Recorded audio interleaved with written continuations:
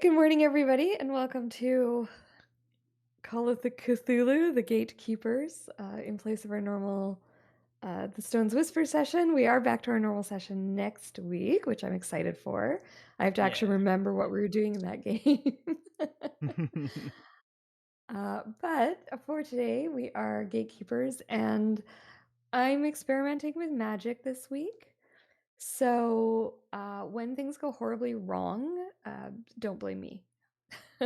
Remember, kids, or magic, not even once. Yeah, right. This is your brain on magic.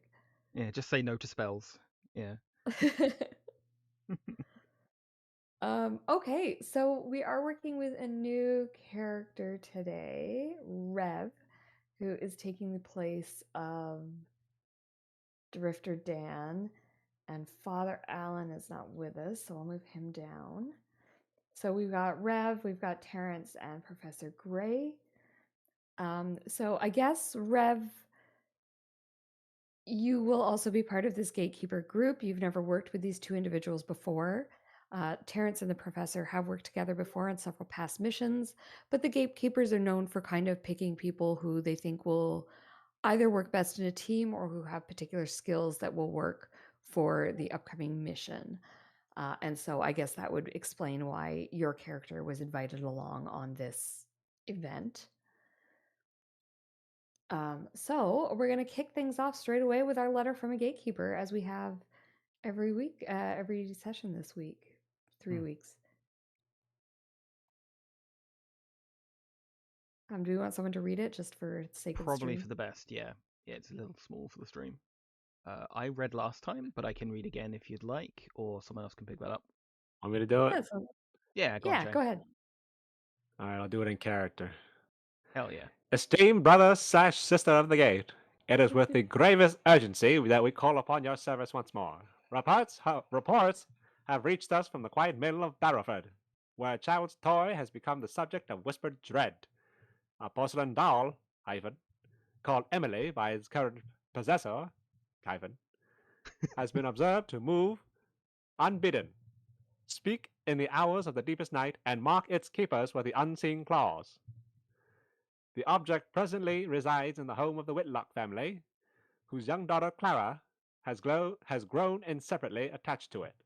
Her parents are at their wits' end. It is feared that the girl's safety, and perhaps her very soul, may have already been compromised. Our records suggest this is not the first emergence of Emily.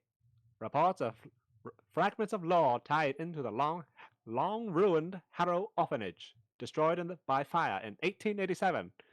Survivors spoke of a head mistress who wielded the doll as her favorite instrument of cruelty. What became of her body is uncertain, but evidence suggests that her malice clings to the object still. You are hereby tasked to investigate, identify, and neutralize the threat. Should destruction prove impossible, containment is acceptable under the Society's protocols. Be discreet. Local authorities must remain ignorant of both our existence and the true nature of what you will confront. Go with vigilance. Remember always, the world endures because we hold the gate. May the unseen keys guide your hand. Excellent. Thank you very much. I don't know why, but you reading out the punctuation just got me there. Holy shit. I know. I had to mute myself. I was laughing so much. Oh. All right. So the three of you each receive such a letter from the gatekeepers. You've been called upon more and more frequently of late. It seems as though things are stirring in the world.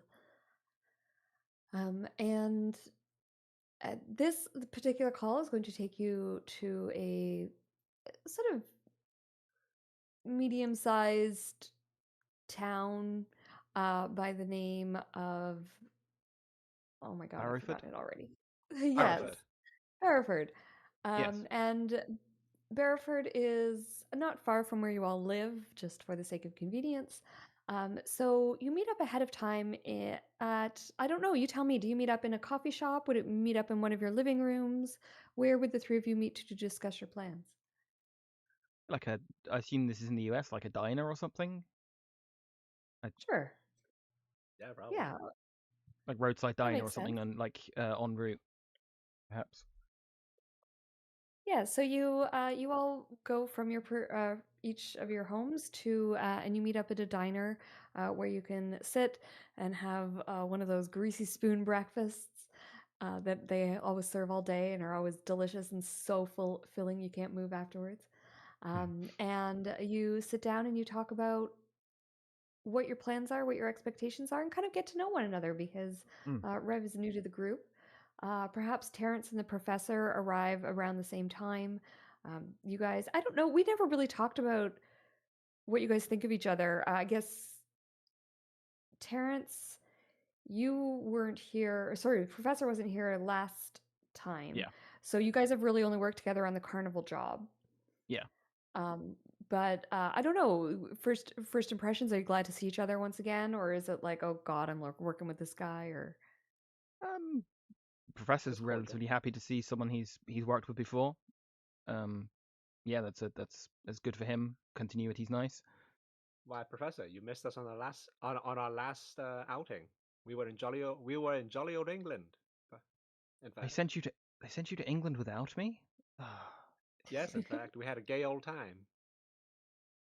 I mean, whatever you do in the privacy of your own home, I guess. Um, that I need to. Is there an HR department I can talk to? Like, this is clearly unacceptable. You'll have to take it out with the brass. And clearly.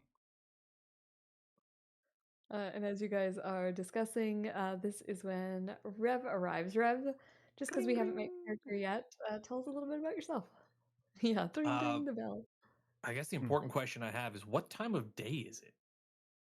You tell me. What time of day would you guys have left? I don't know. I say we meet up like an hour before noon. Yeah, somewhere around there. Yeah. Considering the breakfast hour on the Okay, breakfast. Yeah. so I mean, if it's the 11-ish? AM, Rev probably like staggers in. He's got his hat pulled kind of low over his eyes, trying to shield some of the sun. And he kind of staggers over to the diner seats, and he looks around, sees the table with the two of you, and kind of wanders over and flops in the bench seat across from you, and she goes, "Oh, why do they always want us to do this so damn early? I've been up all night." And yeah, he's dressed in like a nice. Uh, it would normally be a three-piece suit, but he's lost the suit jacket, so it's just the vest and shirt and a nice hat. And he's got his saxophone strung like across his chest. Awesome. A musician, eh? Hmm. Why, that's different. Oh, yeah, Certainly pays is. the bills. It's a good time. Well, here, have some coffee. We're gonna need you to be nice and alert for the next. I will look at my watch. 48 hours or so. Oh, yeah. I mean, I can definitely do that. He'll slide the coffee cup over in front of him, pull out a little flask, and dump like half of it into the cup. Oh, let's get started, shall we? Oh, what's this about a doll? Sounds creepy to say the least. Don't know really. Can I make some kind of check to see what I would know about these kind of possessions, like possessed objects? It's Absolutely, yeah. could I have like That's used? Could I have like library used before I came out here to get some knowledge? Because that's like the only good knowledge skill I actually have.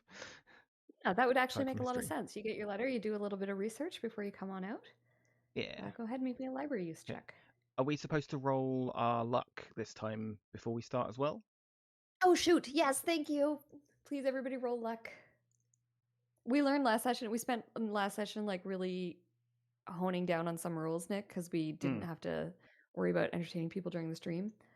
And we learned that luck, if you're keeping the characters, you only roll your luck once and then you roll to get it back at the beginning of each new session.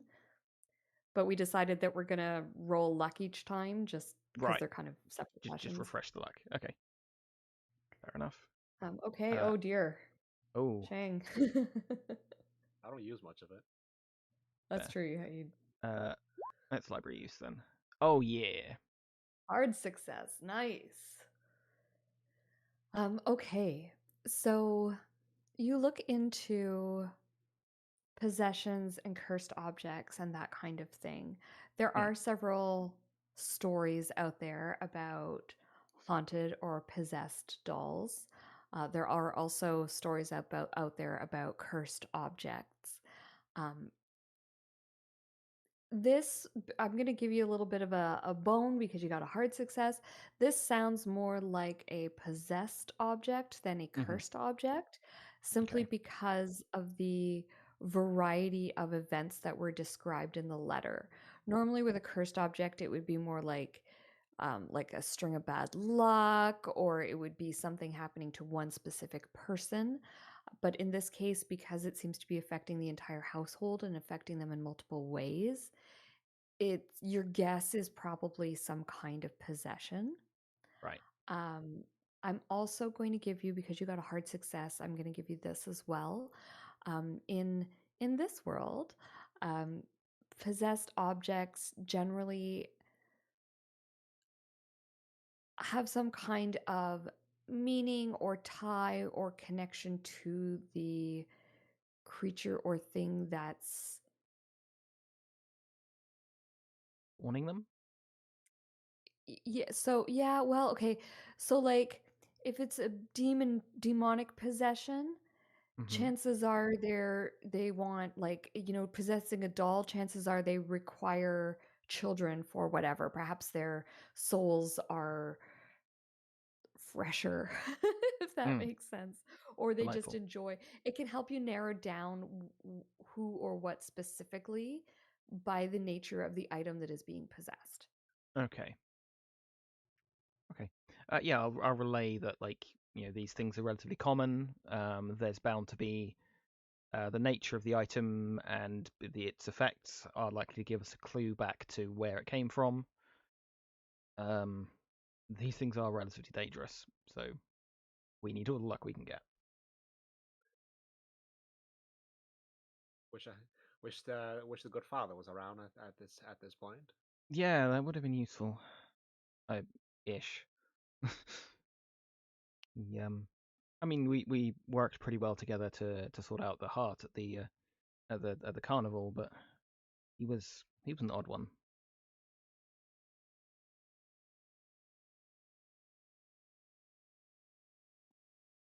Well, I mean, either of you have any ways of getting rid of possessed artifacts, things, break a possession? I don't know if destroying the object itself. I think the object itself is a symptom of the problem. I think we need to go back to the cause rather than the symptom, if that is making sense.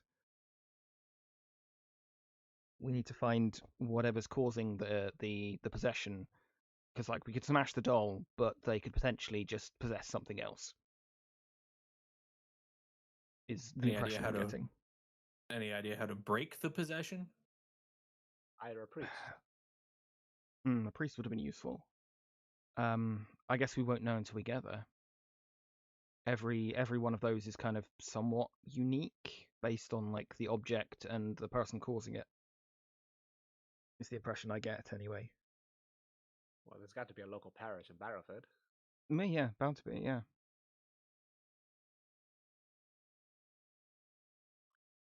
We could. Okay, Hmm, so Well, let us it be sounds off like then.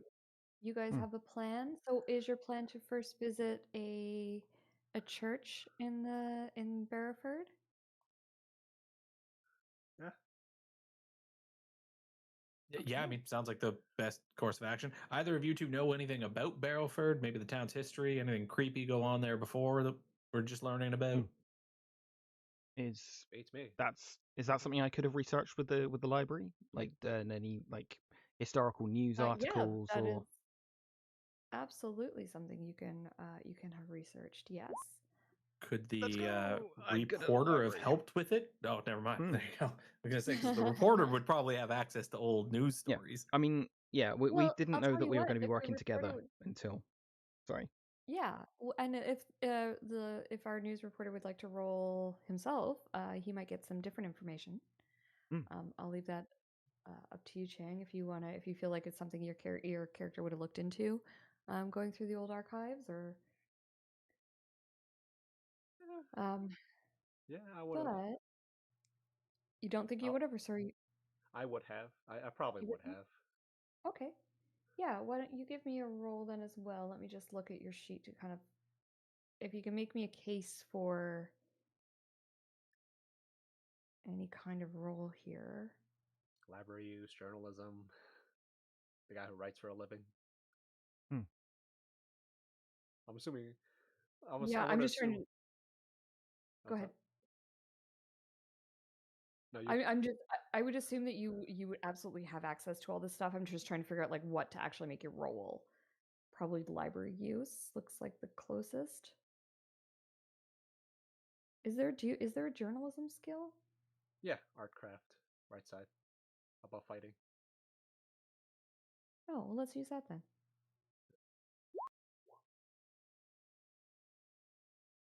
Nice. Okay. So while I tell you about the town, why don't I bring you over to a picture I got us a taxi. Hop in, everyone. Hmm. of it? That's a full sound effect. All right. So Barrowford uh, has had a lot of um, ups and downs, shall we say, over the years. And this stuff I'm telling right now is the stuff that is coming from um, the library use check from the professor. It's Mhm. had a lot of ups and downs over the years. Socioeconomically, it's always been a very like working class town. There's a mill here, and the town basically grew around the mill. Sure. Most of the people in town either work for it or it's all related somehow to the mill. It all comes back to that. The few people that don't work directly for the mill are there to sustain the people who do work for the mill. So it's, shops and those kind of things that build up around it. Um, as the mill has gone through some downturns and some difficulties in the business and then gone up again, that is directly proportional to how much the town flourishes. Mhm. There has also been a lot of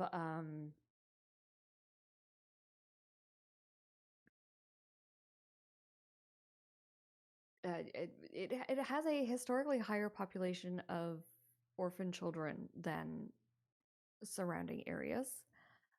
And so there is an orphanage that was built to house these children.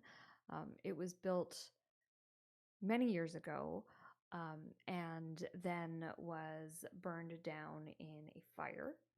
Mhm.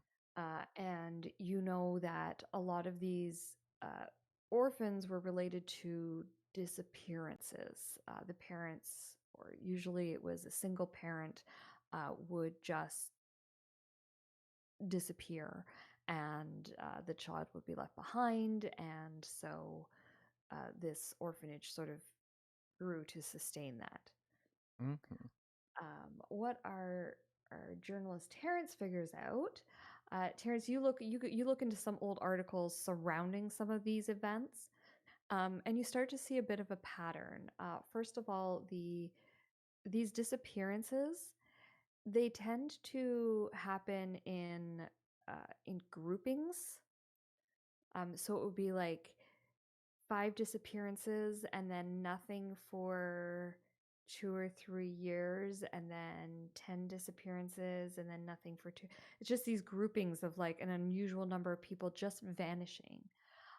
Consistently, they have like left the house to go to the store, they're doing this, they're doing that.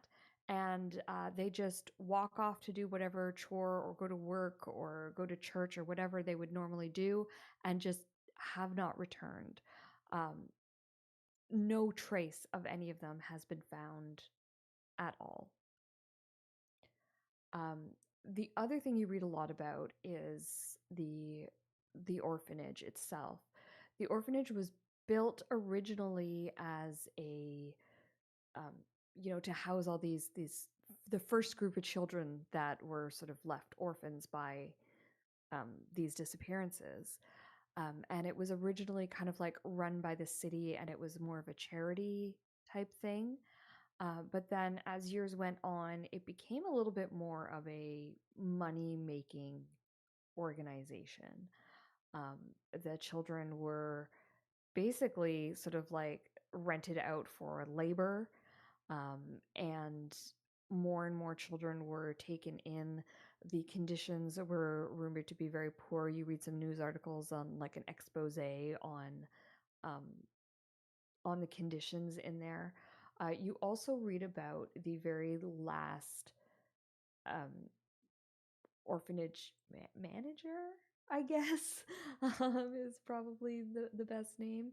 Um, and she was the person who really transformed the orphanage from a charity into more of a money making scheme. She was not particularly well liked. And she was, her name was Margaret Harrow. And she was, claimed that, beating children, locking them in rooms, um, all kinds of things like that. And I will put her name in chat for you. And it's a weird mixed bag of things that you find around her. Some of them are claiming that they're extremely positive, saying what a wonderful thing she was doing for these children. And then there's also all these rumors of terrible things that were going on behind the scenes. Hmm. So I guess you guys probably share those with one another, that information. On the car ride over. Yeah, I'd share everything I got, everything I discovered. Makes sense. Okay. So when you arrive at the town of Barrowford, it is as I said, it's sort of like a smallish town. It's going through an okay phase. The mill isn't doing great. It's not doing terrible. So most of the shops are open. You do see the occasional one that's boarded up as you pass. Um, People seem to be sort of, you don't see any signs of like extreme wealth, at least in the parts of town that you're traveling through, but you also don't see any signs of extreme poverty here either. It seems like the town is doing okay for itself right now. Hmm. And I guess first thing is heading straight to a church. I guess so, yeah.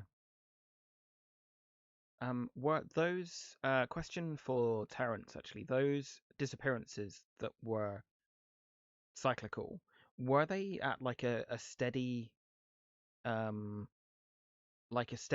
like predictable period of time in between them?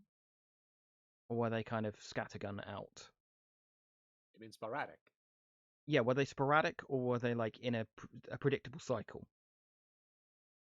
Kirsty? That is a good question. They were. It seemed to be in a bit of a cycle. Interesting. It seems to be in a roughly 2 years, and then people go missing. The amount of people that go missing is variable. Right. And the cycle seems a little bit rough, but sometimes Hmm. people weren't noticed being missing right away, so the Hmm. time frames that can be a little bit loose. But Hmm. it does seem to be on a 2-year roughly cycle. Something being fed, perhaps? Like the carnival. Like yeah, in a similar vein, yeah. We are in for a doozy then. Yeah. Well, whatever it is, I hope the doll isn't impervious to bullets. Likewise. Rev's gonna roll the window down on the cab on our way to the church, and he's just gonna kind of listen to the city or the town. Does anything catch him as off? Like, does it sound jovial? Does it sound somber? Can he hear music being played anywhere? Oh, interesting. Um, I think it's not overly loud. Everything sounds slightly dampened. When it's foggy and sounds kind of come across as slightly muffled. It seems to be a normal amount of noise, but everything feels slightly muffled, even though there's not really a fog hanging over the place. Everything just seems a little bit grayer, a little bit duller, a little bit more muffled, a little more somber. But people are moving. You do hear laughter. You do hear the odd strain of music as you're passing by. It's just dampened. Yeah, Rev will probably turn back to the other two and be like, for a town with a bunch of orphan kids whose mama and papa just wandered off to get milk and never came back, not a lot of musicians on the streets. Hmm. It's a recipe to get into music, I'm telling you. Sounds like a untapped market. Get our eyes on some of this talent. Maybe enough orphans to make a choir from? All right, and you guys arrive at the church. I wasn't expecting a church, so I don't have a picture of one. But you arrive at a small church. Kind of, there's all these spires everywhere. We'll say you aim for this one here. Hmm. What have I done? There we go. Sorry, I moved things. Yeah, so you arrive at this sort of smallish church. The doors are standing open. It's not a Sunday, so there are not people at worship right now. It looks to be a Catholic church. But there is, like I said, the doors are open, and you do see someone moving around inside. It has that sort of warm, sort of candly smell that all churches seem to have, that smell of like melting wax. Yeah, it looks like a melting wax and incense and that sort of thing. yeah. Yeah. Just that sort of like smell, and it just, I don't know. You smell that, and I'm instantly like in a church. Yeah, there's the pews are empty. There's probably one or two people sitting at them in prayer or in reflection, and there is a man in the kind of like office in the, what's it called, the little narthex, is that it, the Vestry? bit? Oh no, actually I Yeah, don't know Catholic terminology.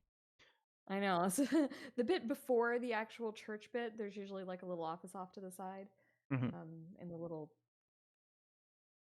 entrance foyer. Reception. I think it's called the narthex. Am I crazy? Anyway, there's a little man in the office. There's a man in the office. You do notice he's It's got a priest collar on. an antechamber, porch, or distinct area at the western entrance of some early Christian churches, often separated by a railing. Yeah. So yep. Yeah, that's exactly the That bit was I meant. Sweet. Look at me remembering my church terms. Wait, can we market this stream as educational now? Do you get extra grants for this? Right. Oh, worth a try, yeah. The more you know. So yes, he's in there, and he sees you. He kind of like, uh, sort of says like welcome, and kind of gives you a nod, and then continues to go about his business. He seems to presume that you're going to go in and say a prayer or whatever, and doesn't wish to disturb you unless you wish to disturb him. Let's see. Well, Murphy, Irish, definitely a Catholic, so he's gonna go and quick prayer. Okay, you go in, you kneel, you say a quick prayer, pay your respects. The professor is standing there like someone who very rarely goes to church and never feels comfortable in one. So like, yeah, trying not to be noticed, trying not to be in the space. Yeah, Rev's like Southern Baptist. He's comfortable in churches, but this is not his denomination, so he's not really interested. I'm assuming we discussed this before we came here, but like, what's our play? We're not just gonna walk up to the priest and be like, "Hey, you want to come work with us for a day?" Or No, Yep. we should ask him first. Yeah, ask him what he knows about the situation, about the area. I guess. I'm going into this assuming that the family may have contacted the priest for an exorcism, or at least scheduled one with this demonic doll that moves in the night, or at least they assume moves through the night, and with the scratches and everything. You know, typical haunting type stuff. Yeah. But hold on. I think we'll probably just wait for Terrance then to take the point on this one. We're just gonna hang out at the narthex. Be right back, boys. Mm-hmm. Have to get some good luck from the man upstairs.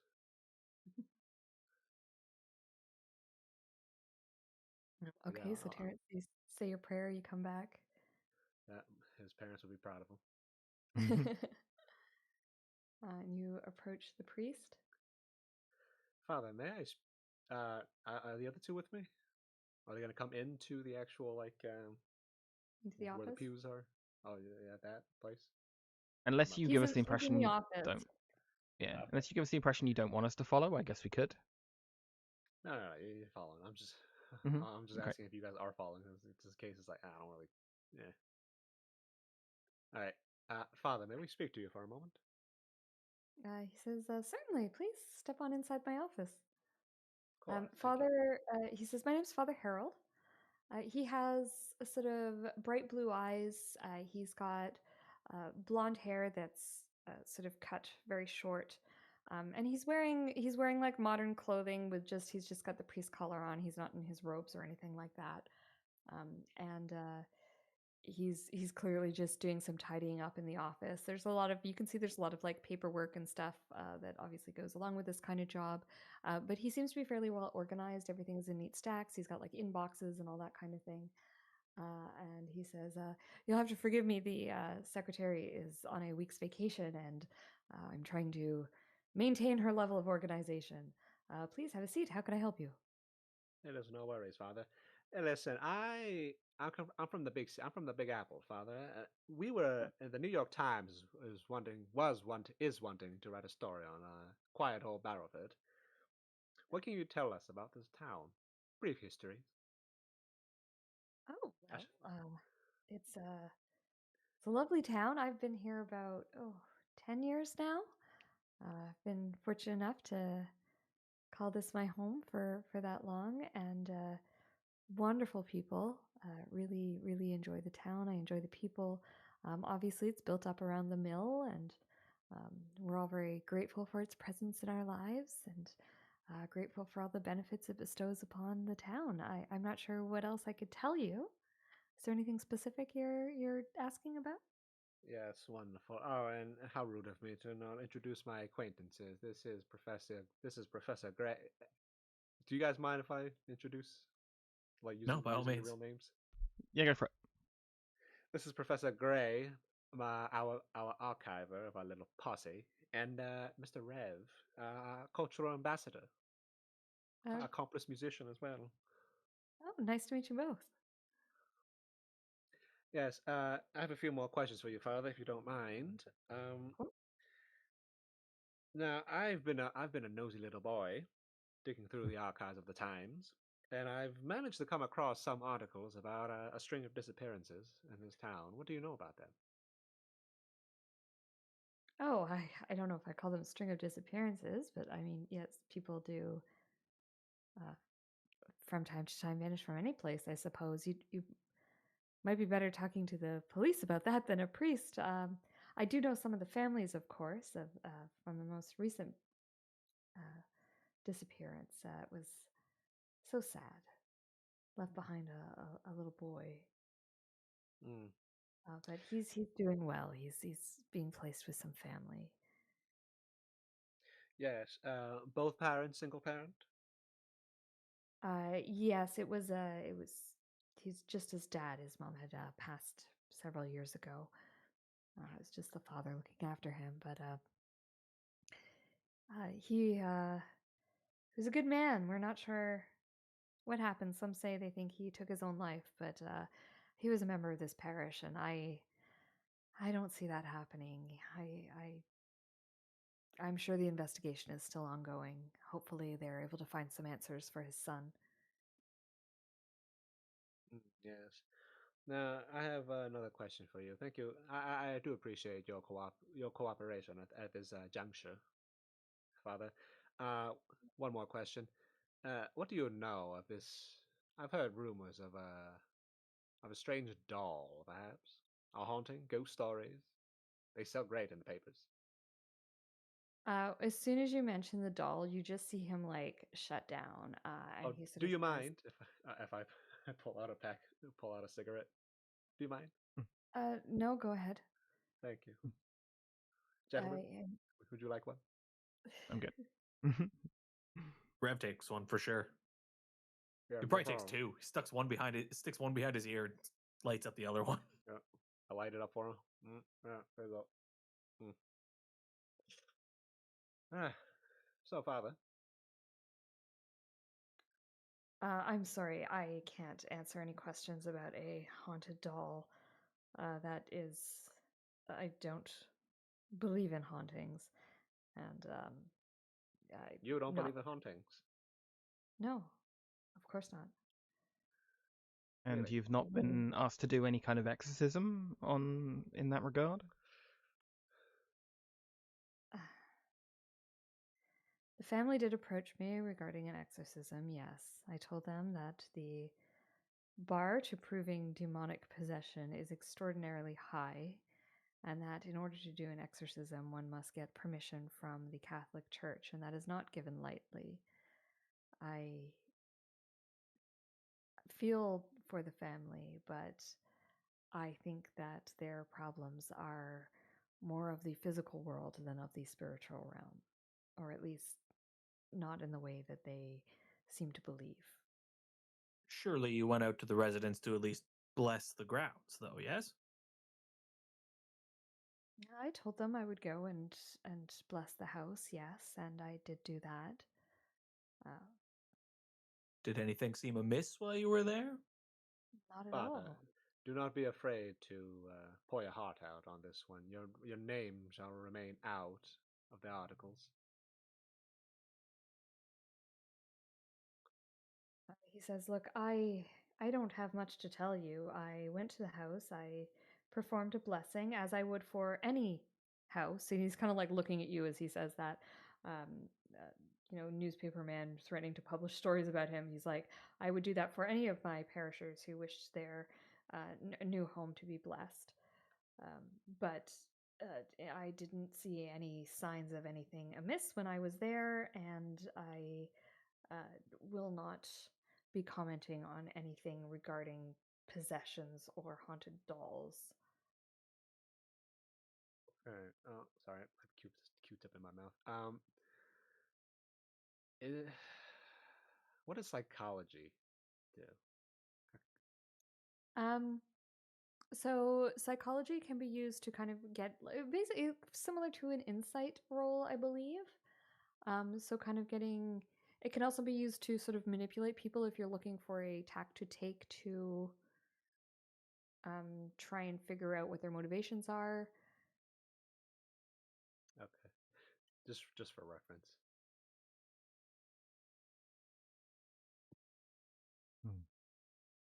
You said the boy was going to live with family.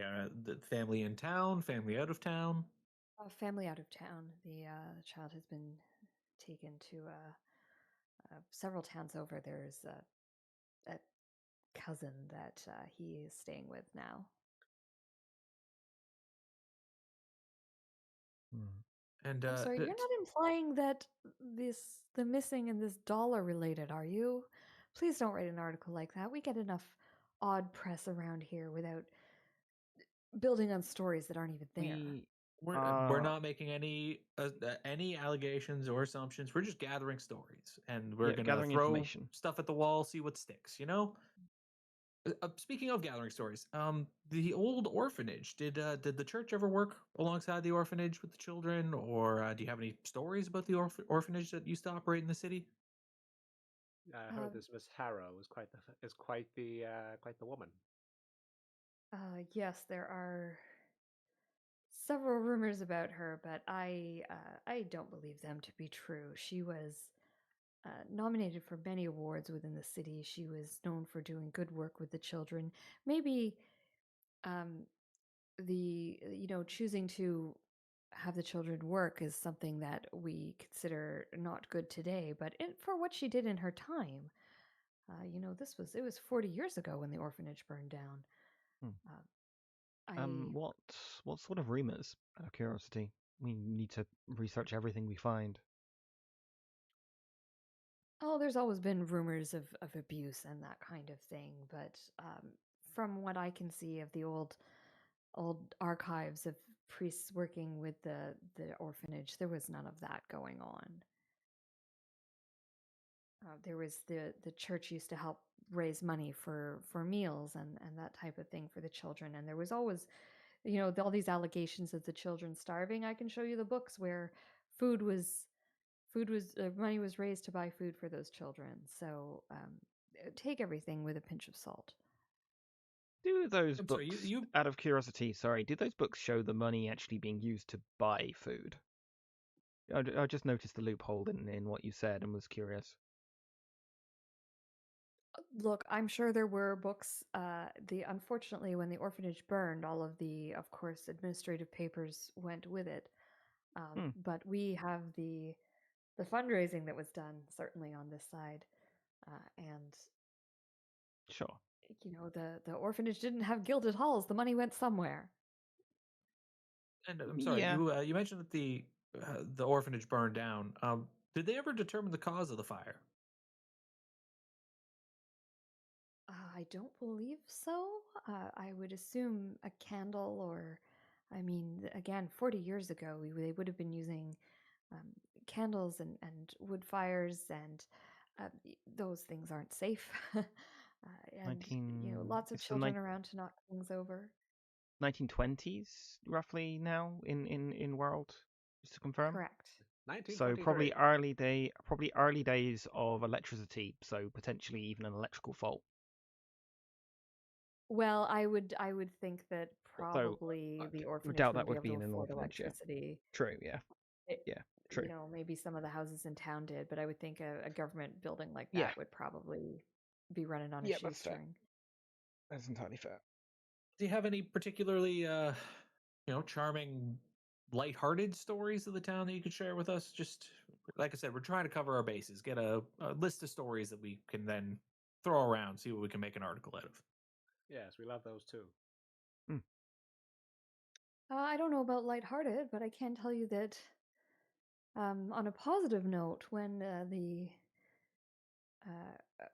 Joel went missing and his son was left alone, the owner of the antique store stepped forward and gathered some funds for the child to get him passage on a train, and the whole town came together to search the fields and search the woods around. It was very heartwarming to see the community come together in such a way. Really wonderful thing, and Joyce was a big part of that.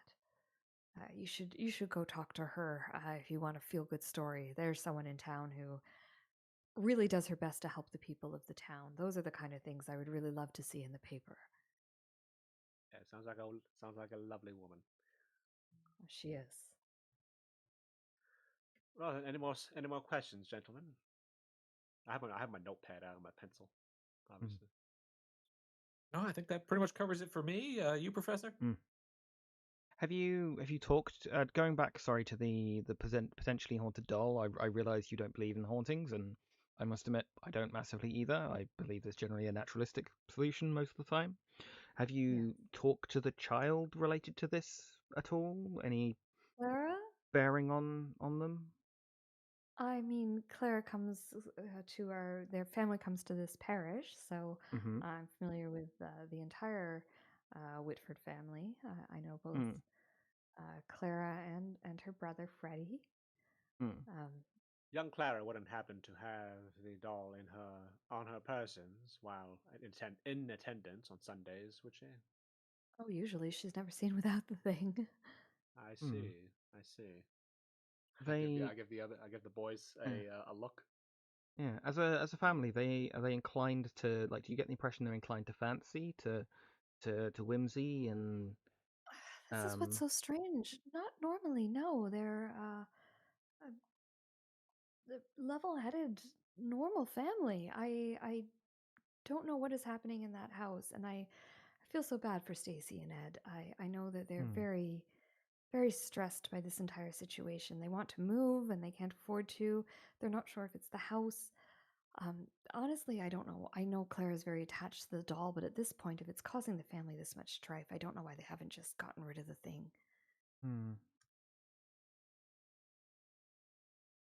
Well, you know how children are with their possessions. That's Yes. true. It's would break her heart to see it go. That's for sure. She's very, very attached to it. She threw quite the fit when they thought they'd left it at home one day. She got to church and realized she thought she'd forgotten it, and I could hear her screaming and yelling and throwing up a fuss, crying. You know what children are like. But she's a little old for temper tantrums that severe. But it turned out the doll was with their things hung up in the vestibule. So Interesting. That's curious. Okay. I can't think of anything else to ask. Have you seen this doll up close in person? oh yes, Clara's shown her to me many times. Ah, yes. Very Did you? pretty doll, I assume. I suppose it's one of those porcelain dolls. It's got blonde curly hair, a little bit worse for wear, being dragged around by a small child all the day. I don't suppose you've seen any sort of markings on it? A maker's mark, perhaps? Oh, I haven't examined it like that thoroughly. No, I've just held it and said, "What a nice doll Emily is." Well, that's all the questions I have for you today, Father. We shall be in town for the next few days. Well, excellent. If you have any more questions, you're more than welcome to come to me. And I would just like to encourage you to please focus on the good of this town and don't write a sensationalist story about a haunted doll. The last thing we need is untrue tales of horror that are creeping through about our lovely little community. Rest assured, Father, you shall receive a puff piece that wins the hearts of New Yorkers all around. I'm thinking a nice story about the resilience of the mill town and how they gathered around to rally around a young orphan child, try to set them on the right path for the future. I don't know, maybe something along those lines. I certainly hope so. That would be the kind of story I would like to see about our town. It was a pleasure meeting you all. Take care and God bless. Yes, God bless you, Father. All right, and with that, you guys head on out of the church. So young Clara brings the doll inside church as well. And apparently this evil entity can resist the word of God himself. Or at least a conduit through the dear Father. And I mean, from my knowledge, going onto consecrated ground for a demon is not a simple feat. No, it is not. In fact, Father Allen, when we were having our own jolly romp in England, used the good word against a young woman who was quite frantic with us. Scratched Daniel in the face quite harshly. Unfortunately, I had to punch her in the face. Well, I mean, you laugh at that, but Daniel swung the radio around and bashed her in the head with it. Knocked her clock clean out. Fair enough. That's all right. A story for another time. I'll tell you about it later. Yeah, please. Good bit. Now, I'm most interested in where Clara got this doll from. The antique shop, perhaps. Does Clara have any relation to the boy whose father's gone missing? Friends at school? Daycare? Well, Rev is a small town after all. Everybody must know everybody. In a sense. Hmm. I would say I would argue that we should pay this Miss Joyce at the antique shop a visit. Ask her a few questions. Yeah. Prod a let's little try. bit. Mm. Where else would you get a doll? Mm. I don't see a toy shop around. Not exactly the clientele that would support such a business. Yeah. Sounds like it's worth a plan. Worth a visit. Sorry, I just had like 6 alarms go off. All right. Antique store it is. Okay, so you guys head on over to the antique store. Sorry, the Take a picture of the picture's a church. little bit pixelated, but so walking into this store is like walking into any antique store you've ever been in. You walk in, there's that little bell that dings. There's that musty smell that hits you almost immediately, and it is crammed floor to ceiling with items. You've got to sort of squeeze your way through, um, like shelves and racks and things to get towards the desk. I know it doesn't quite have that vibe in this picture, but this was the best one I could find. But you know what it's like. You know, you're kind of you're holding your elbows as close to your body as you can, just so that you don't like accidentally knock anything over. Because there's teacups that are balanced on top of tins that are balanced on top of children's toys. It's there was probably some kind of organization at one point, but then things got put on shelves, and it's a hodgepodge to say the least. The woman behind the counter is a more elderly woman. She's got gray hair. You'd place her probably in maybe her late 60s, early 70s. She's still quite fit and active, though. You can see she's fairly slender, and she's moves about like a hummingbird, kind of like that, sort of just bzz, bzz, bzz, from place to place, quite efficiently getting things organized. She seems to be labeling or pricing a set of items that has come in, and so she's got her book out. She's writing them all down in her book, and then writing. And she's got one of those old, sticker tabs that she's writing the price on each sticker and putting it on. When she sees you, she sort of looks up and she says, "Feel free to wander around. Ask me if you have any questions," and then kind of goes back to her work. Miss Joyce, right? Oh, yes, correct. I'm sorry. Have we met? We haven't. We're out of towners. I'm from the Big Apple. Oh, New Yes. Yorker. Yes. Well, me and my compatriots, we're here to write a story, collect information, write a story, a wonderful story about Barrowford. We were wondering if you Oh, could answer some questions, if you would be so inclined to an interview, a short one. oh, you're a journalist then. Uh, sure. I don't know what I can say, but I'm happy to talk about the town. Wonderful. She's sort of like she looks a little bit nervous. She kind of like stands there and is a little bit awkwardly now. Oh, don't be so stiff, Miss Joyce. This is we're just two people talking to one another. Well, I've never talked to anyone for a newspaper before. I don't really know what to say. Oh, will Just that go say in the newspaper? whatever comes to mind, my dear. You have a wonderful establishment here. Oh, thank you. I'm So very pleased with my store. I'm going to lead with, the puff piece questions. Yeah, what's it about for, what did you do here? A couple of that before I start going to the.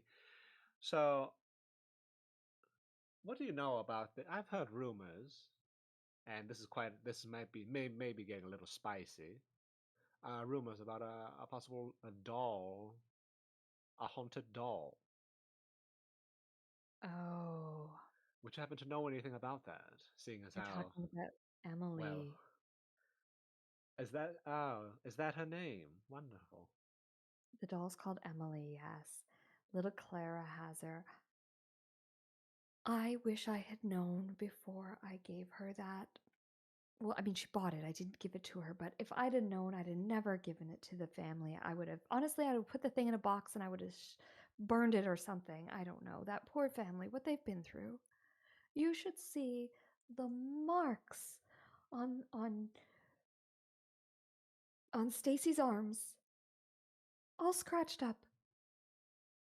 Frightening, isn't It's terrifying. it? I feel sick about it. So you believe the doll that she has is in fact haunted? Oh my goodness, yes. If you look at that family and what they're going through, you can't tell me that they're just making it up. No, there's something happening in that house, and there's something with that doll. It's a creepy little thing. I don't know why Clara has taken to it so much. Have you You know, she tried to get rid of mentioned? it and she couldn't. That was going to be my next question. Have you mentioned it to her parents? Had the doll removed, or Oh, her parents came in and told me about it. They wanted to know any history on the doll. And so I told them what little I knew about it. They were trying to figure out, and they told me just some terrible things that that thing has done. They said, Stacy said they tried to get rid of it. She said she couldn't take it anymore, and she threw it in the trash and put it out at the curb. And the next day, it was sitting back in the living room on the furniture. Care to regale us of the tale about little Emily as well? Even though we kind of already know from the letter, but any new information, hopefully. Well, Emily is obviously a very old doll. Um, Yeah. it if it's the original doll, it would originally came from the orphanage. They say when the orphanage burnt down, there was only one thing that survived the fire, and it was this doll. Somehow it was unsinged. And rumor has it that the doll was used to beat the children with. Now, I don't think that that's true. I mean, a porcelain doll like that is going to smash if you beat a child with it. But that was the rumor. I thought it was nonsense. This doll has popped up from time to time.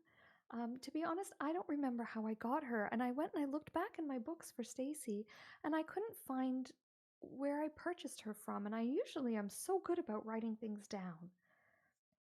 But she was that day when Clara walked in, she was on the shelf, and Clara saw her and fell in love with her immediately.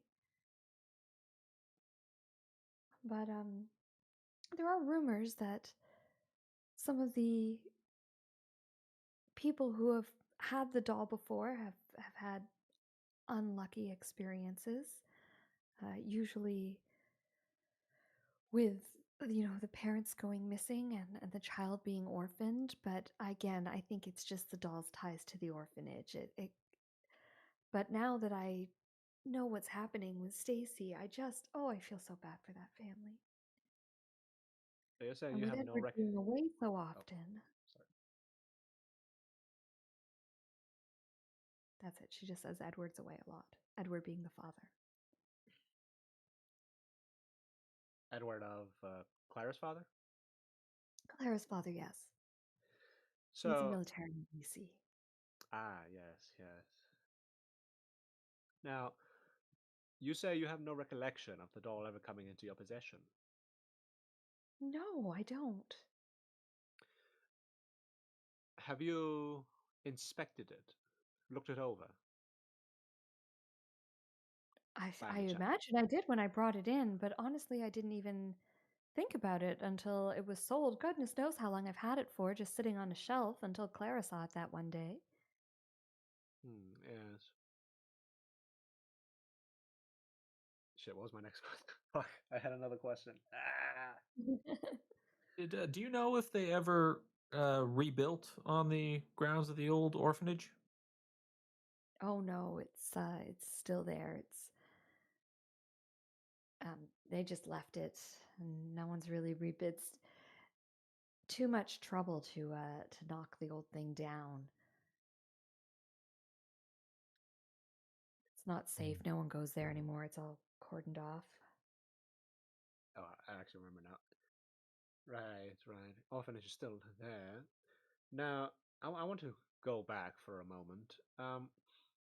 You said those who possess the doll have had various misfortunes laid upon them. Is that correct? Oh, yes. With that, would you say that coincides with the disappearance of who's that? Who's that kid before that the father told us about? The other kid, Oh, his the father. father was Joel that went missing. The son's name you haven't told yet, but his name is Joey. Have you? Would you say that coincides with this Joel's disappearance? I was made aware that he was a single father who had a young son who Oh, is now yeah. living somewhere else. He's a lovely man, Joel. Just doing his best for his son, you know? And Joey was such a good kid. I Uh, don't know if they had a doll. I didn't see them very often. Joel used to come in occasionally he'd stop by on his way from work and pick up, you know, crayons and a coloring book or something for Joey. Um, and I would see them occasionally in the road and we'd say hello. I didn't know them terribly well, but I don't recall Question. getting the doll after Joel went missing. I can say, did Joel go missing before you sold the doll to the current owner? Yes. Interesting. How long before? a rough estimate. Oh, 2 or 3 weeks. 3 weeks. Interesting. Okay. Just trying to get a rough idea of the timeline of events. I don't necessarily think they're connected, but it's always worth checking. Well, honestly, any avenue that would help find Joel I mean, bless, I don't think he's alive at this point. But it would be nice to be able to give Joey a definitive answer, the poor kid. Yeah. He's been gone how long at this point? Roughly then? About 4 weeks. About a month. Okay. Interesting. Okay. Good to have that in the head. Okay. So And you Chang, never. I will Sorry. say for you, you know that these disappearances have been roughly between like a month and 2 months apart when there's a cluster. Okay. Okay.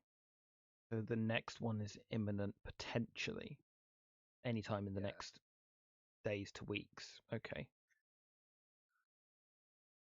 Now, Miss Joyce, I do apologize for us interrogating you with such awful questions. Let's go back to a lighter subject. Speaking of little Joey, I've heard that you were the one who set up a little charity to help the young lad. Oh, yeah. Oh, I don't want that in the paper. Yes, I did do a little. I felt so bad for the poor kid. And I thought, at least we could send him back to his family and give him some sense of stability. But it wasn't me. The townsfolk really rallied around and really were so generous. Yeah, I'll sort of finish up the little interview with that, Sure. trying to make her feel good. Leave it on a positive note. Yeah. While I tell you, Miss Joyce, you shall win the hearts of all those in the big city soon enough. Do not worry. Oh, you're so kind. And please tell me if you do not wish your name to be in the papers. You Oh, can be anonymous if you so choose. oh, I don't mind my name being in the paper. It would be quite the thrill, I think, to see it there. Then my dear, you shall become a star. Well, I don't want to be a star necessarily. Just don't make me look like an old kook. May I take your picture and of Oh, your wonderful establishment as well? oh, of course, yes. And she sort of stands awkwardly, smiling, staring at the camera while you take the picture. Get the light bulb out, replace it. Wonderful, wonderful. if you can, look forward to the latest issue of the New York Times next week. Oh, thank you. I will. And if you're looking for someone else to speak with, my friend Merwin, who owns the bookstore in town, he was also very helpful when Joel went missing. Ah, yes, Merwin. Okay, thank you for that. And actually, could you tell us where Clara lives? I wouldn't mind speaking to the family. Might help the story. Oh, certainly, yes. And she gives you directions to the Whitford home. Lovely. And one last thing, and Rev's gonna have a look around the antique shop. He's looking for two things in particular. One is a Yeah. 12 gauge shotgun, and the other is he's looking for instruments. He wants to see what they have in the way of musical instruments. I'm thinking antique shop. Yeah, we just Well, gotta we gotta. I mean, there's a gotta sword pick on the right shelf here, so You never know. Small antique shop might also double as a pawn shop in this town. Who Hmm. knows? true, yeah. okay, let's go with the musical instruments first. I think it is highly reasonable that an antique shop will have musical instruments because you almost always see them there. Probably a bunch of old guitars, probably like a banjo with a broken string, maybe even an old flute. Are you looking for anything in particular in terms of an instrument? I mean, he is proficient with saxophone, so he's probably looking for more saxophones to see if there's one that's like, ooh, maybe this one's a little bit older and sounds a little bit nicer, a little bit more Sure. weathered. Yeah, with all the He's, he's, patina gone. he's looking for something with soul. Yeah, let's do a luck check. Okay, here's what we're gonna do. Oh, I love it. We're gonna do luck. We're gonna do on a normal success. You will find the saxophone you're looking for. If you get a hard success, there will also be the shotgun. Yeah, well, fingers crossed. Oh, Okay. I So will close. spend luck to get the hard. Push that. Okay. Oh yeah, Brings 3 out points, yeah. This old dusty double barrel. Ah. I will spend 3 luck to get that to be a hard success. Okay. You can push it or you can use your luck points. I would think I'm gonna have better luck if I just push it. Okay. Or sorry, no, if I spend the luck points. Sorry. So Yeah. Nick, what we figured out last time, I actually put a thing Mm. about using luck at the top of the journal here. Okay. Oh yeah. So you can adjust your skill rolls 1 for 1, which is what we had Right. been doing previously. Yep. You can cut your sanity loss in half, Right. but it costs you double the sanity loss luck points. Right. You can avoid unconsciousness, which is, or there's some stuff about like healing and things, which we haven't really done too much because we haven't had a lot of like combat. But there's some options for that as well.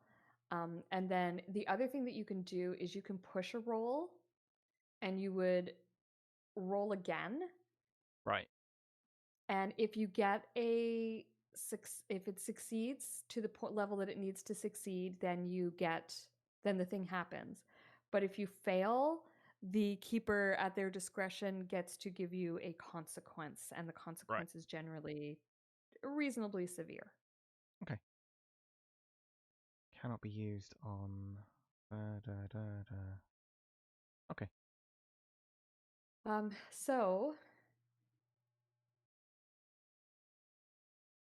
So you're gonna lose your 2 or sorry, I guess 3 luck points to bring that down to a 32 to make a hard success, and you will find a shotgun here in the store. Perfect. I'm looking up the price of a shotgun. $40 for a 12 gauge. All right. $40 in 1923. That's a lot of money. $40 in 1923. Can you afford that, chum? It will take all of Rev's money, but he can afford a 12 gauge shotgun. Nice. Okay. So this is the other thing that we learned, Nick. There is you kind of have like basically for low cost items, you can you don't worry about it. You just purchase them. They're within your buying power.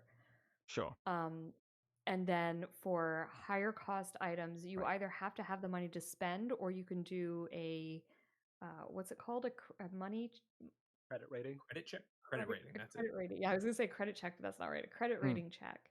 Right. At which point, if you succeed, you are able to purchase the item. Right. Copy. Oh yeah, that's the spending level. I guess is the anything under that is considered trivial. I guess. Yes. Right. Okay. So now Rev has to make a very difficult decision.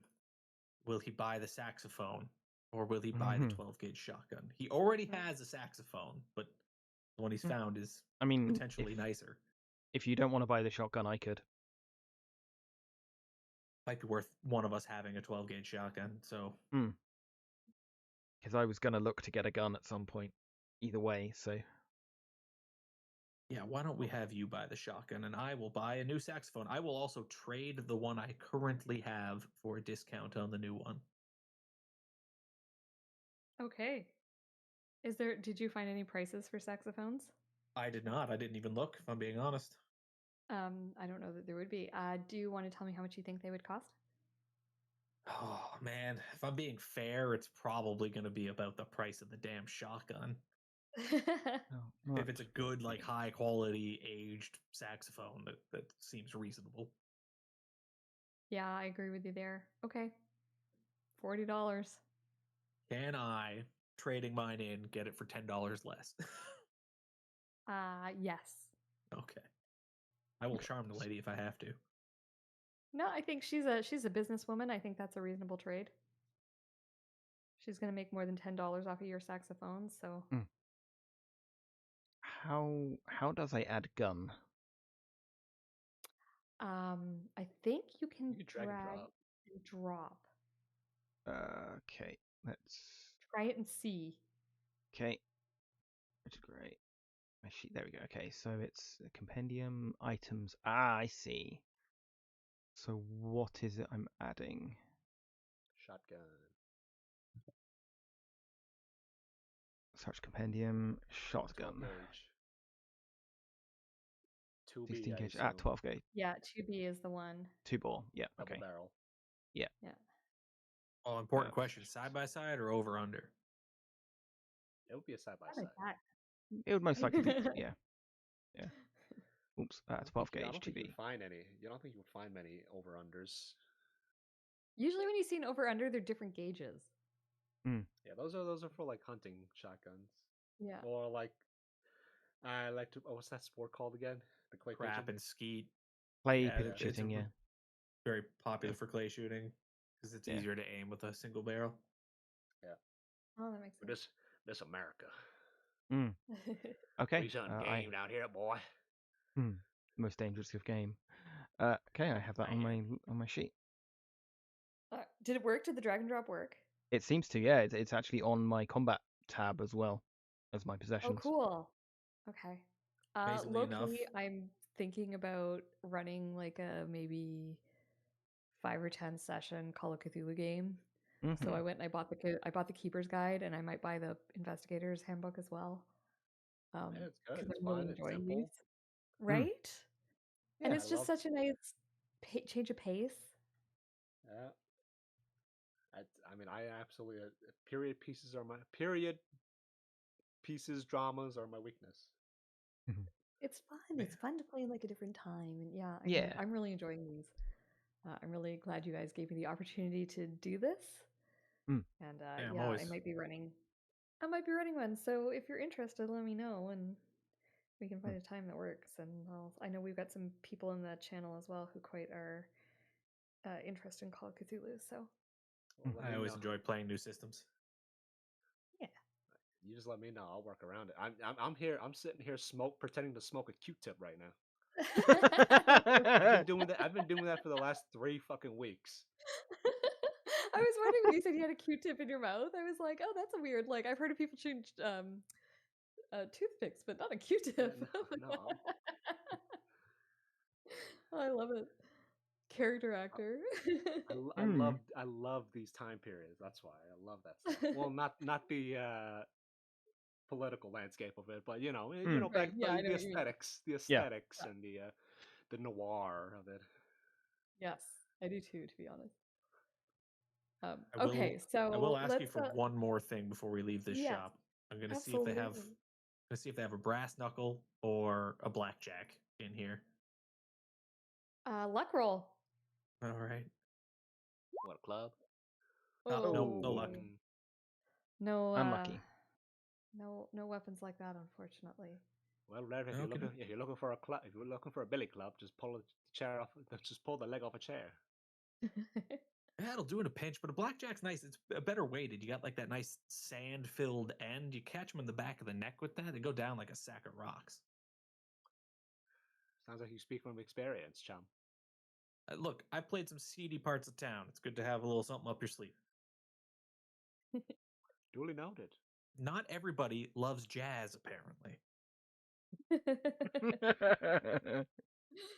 Yes, curmudgeons, I say to all of them. Honestly, get some class.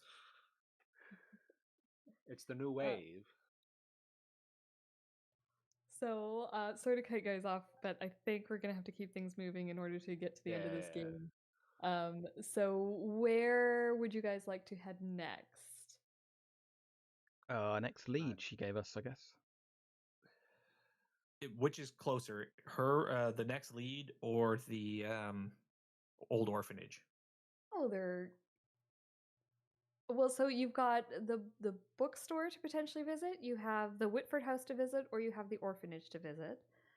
The orphanage is more on the outskirts of town, so it's probably a little bit further away. I don't know if that matters much, other than if your investigators might just choose to go to whatever's closer first. But if you feel like one or the other is better to visit, then by all means.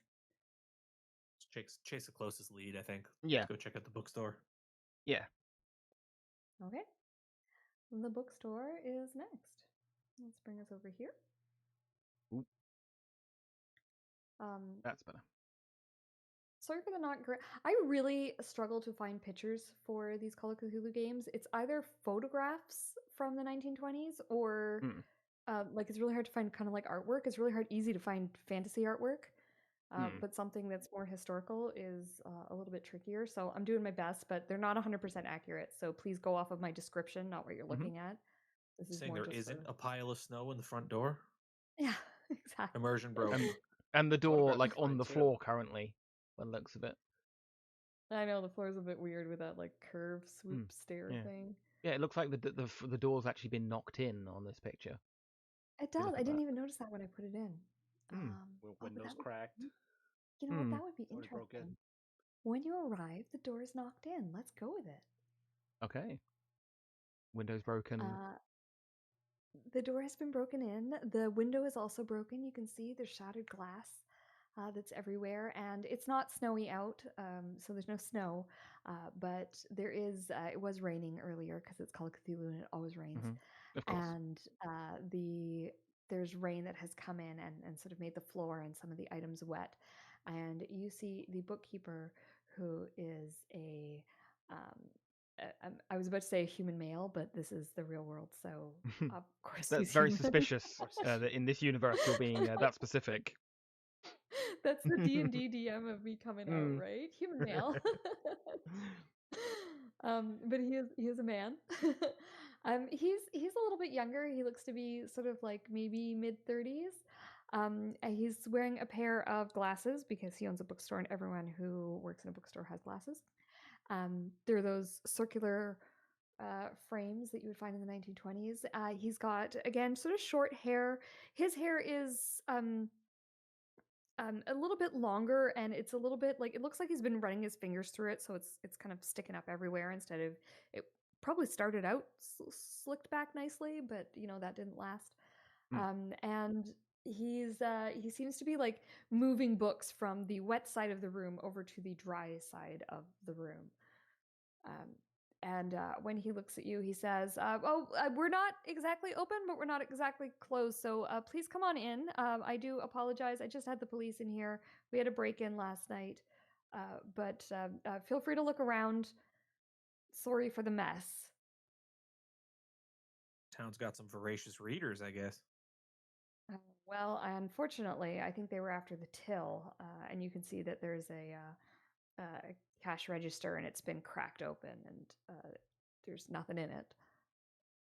Well, I hope they catch the darn thief. Mr. Merwin.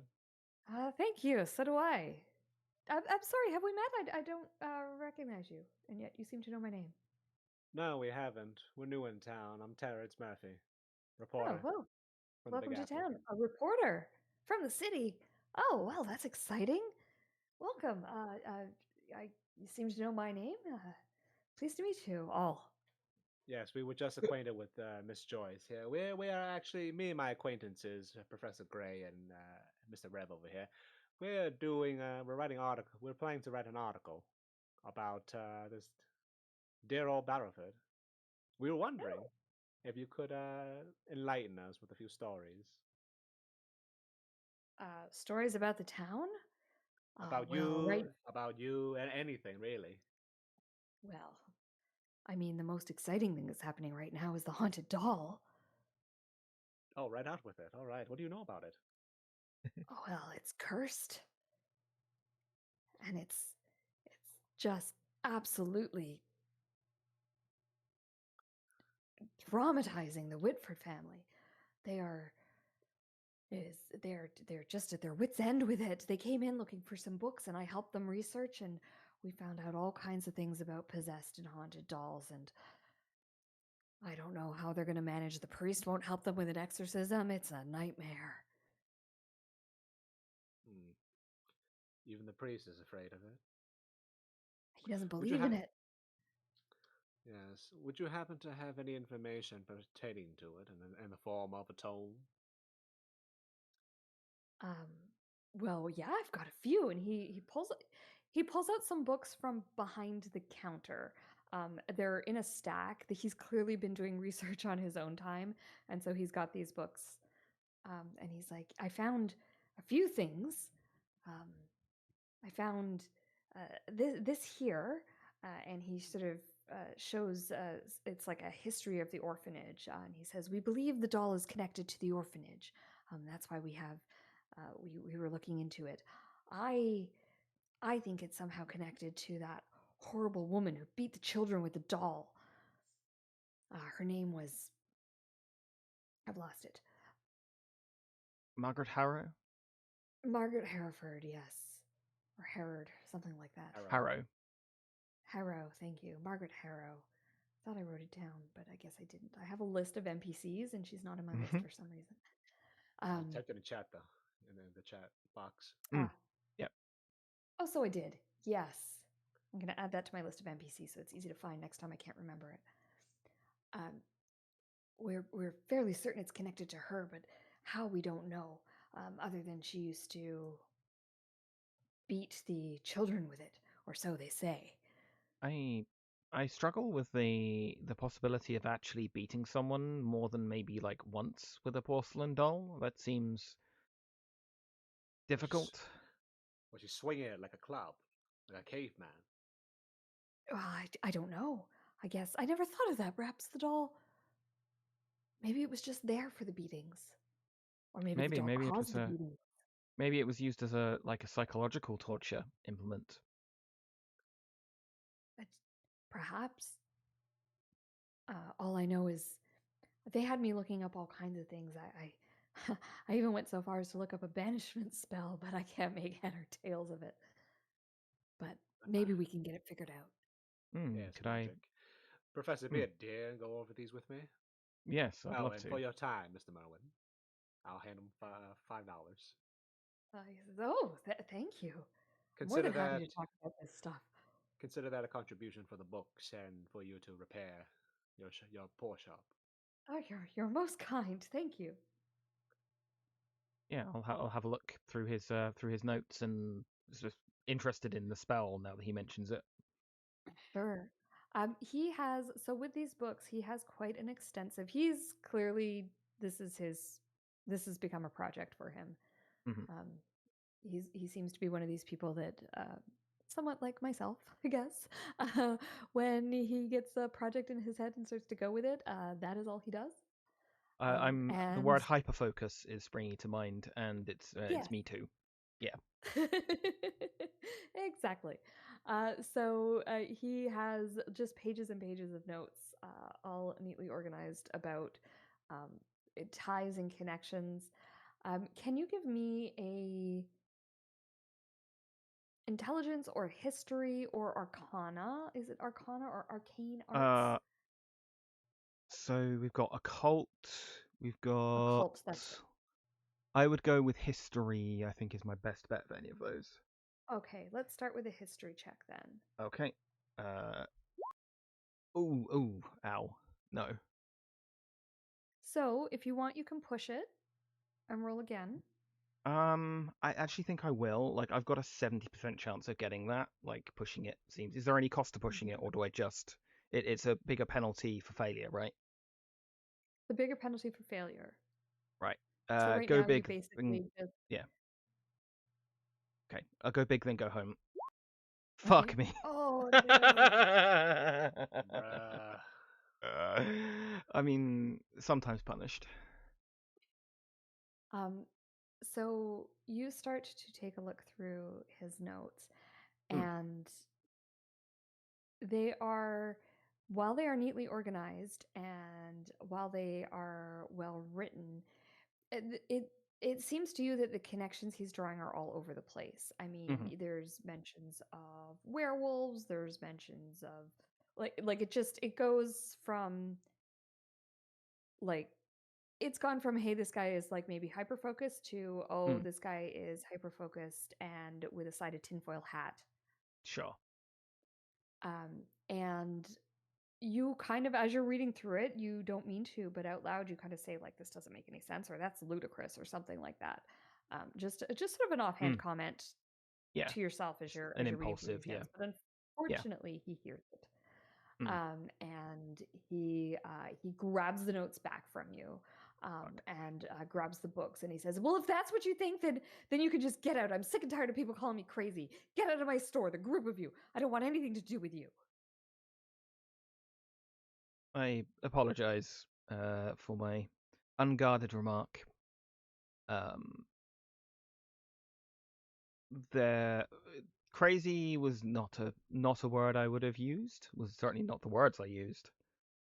However, there were some leaps of logic that you have made. But yes, I respect your decision. Rev's gonna pipe up at this point and go, logic. When it comes to the mojo hand, logic doesn't play into it at all. It still So has to feel. some extent. It still has to some extent. These things still have to abide by the laws of the universe to some extent. There's only so much they can break. Professor Gray, why don't you give me a fast talking check? And you can have a bonus thanks to the aid of what's your character's name? Rev. Rev. Okay. What is the bonus on this? So when you roll, just do a normal roll, and then you see where it says Okay. bonus penalty at the end. Oh yeah. Click on that. Okay. And then we I have will. I have a 5 in fast talk, so I don't think any kind of benefit you're going to give me is going to help. But we'll see. Probably not, but we'll do. We'll see. Yeah! Yeah. 3 rolls over 90. Let's go. Well, you can click the bonus. Click the bonus. Yeah. Okay. You could roll as it. Oh, so close. So close. So essentially, that number you roll replaces the first digit on the left. Of the Oh text column. right. Yeah. I see. Okay. Thank you. I did not know what that was. Yeah. So we had a whole yeah. conversation about this last time because it's very confusing. Mm. But basically, the idea is that you're rolling because you know how when you roll with Yeah. dice, you would roll 2d10. Yeah. So you roll Okay, your so you 10 replace digit one of the twice, right. and you take the lower. Okay. I'm just trying to see what it can do. Can I use 10 luck then to make that a success? You can. Then I will do that because it seems like a reasonable use for it. Okay. So you're sort of explaining yourself, and he sort of like you dial him back a little bit, and he says, "Look, I'll give you the books if you can buy the books if you are interested, but I'll keep my notes to myself." That is entirely fair. Yeah, I'll buy the books, I guess. Okay. This is going to be one of those things that we're just going to say that you can purchase. Okay. Sure. And so you find yourself with a book of the history of the town, Mhm. a book on demons and demonic possession, and a that includes a banishment spell. Okay. And this is probably a point for us to take our break. We're running a little bit later. So let's take 10 here and we will meet back at, I guess, 10:02. And we will pick up with you guys finishing up in the bookstore and heading on to wherever you want to go next. Sure. Sounds We good. can definitely do that. All right. See you in 10.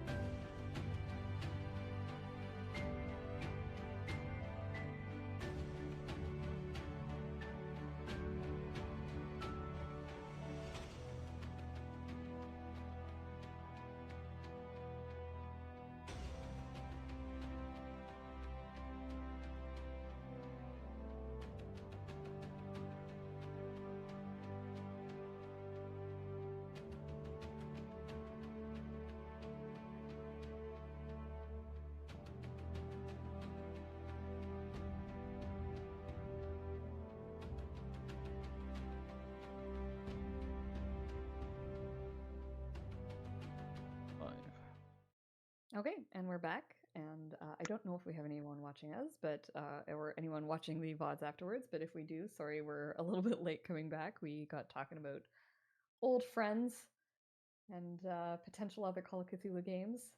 Stay tuned for that potentially. But here we are, and we are in the bookstore. You guys have sort of offended the bookstore owner a little bit. Professor Gray sort of spoke out of turn, but you managed to bring it back, and so Merwin, the bookstore owner, has not given you his notes, but he's given you the books that he made the notes from, so that you guys have some, information that you can pull. Um, there is he says that there's a banishment spell inside one of the books that he thinks is a potential for getting rid of whatever is happening with this doll. And I think you guys were about to leave, but if you have any further questions for Marrow, then Melwin, whatever his name Merwin. is. Merwin, that's it. It's like Merlin, but not quite. Merwin. Um, you can ask them to him before you go.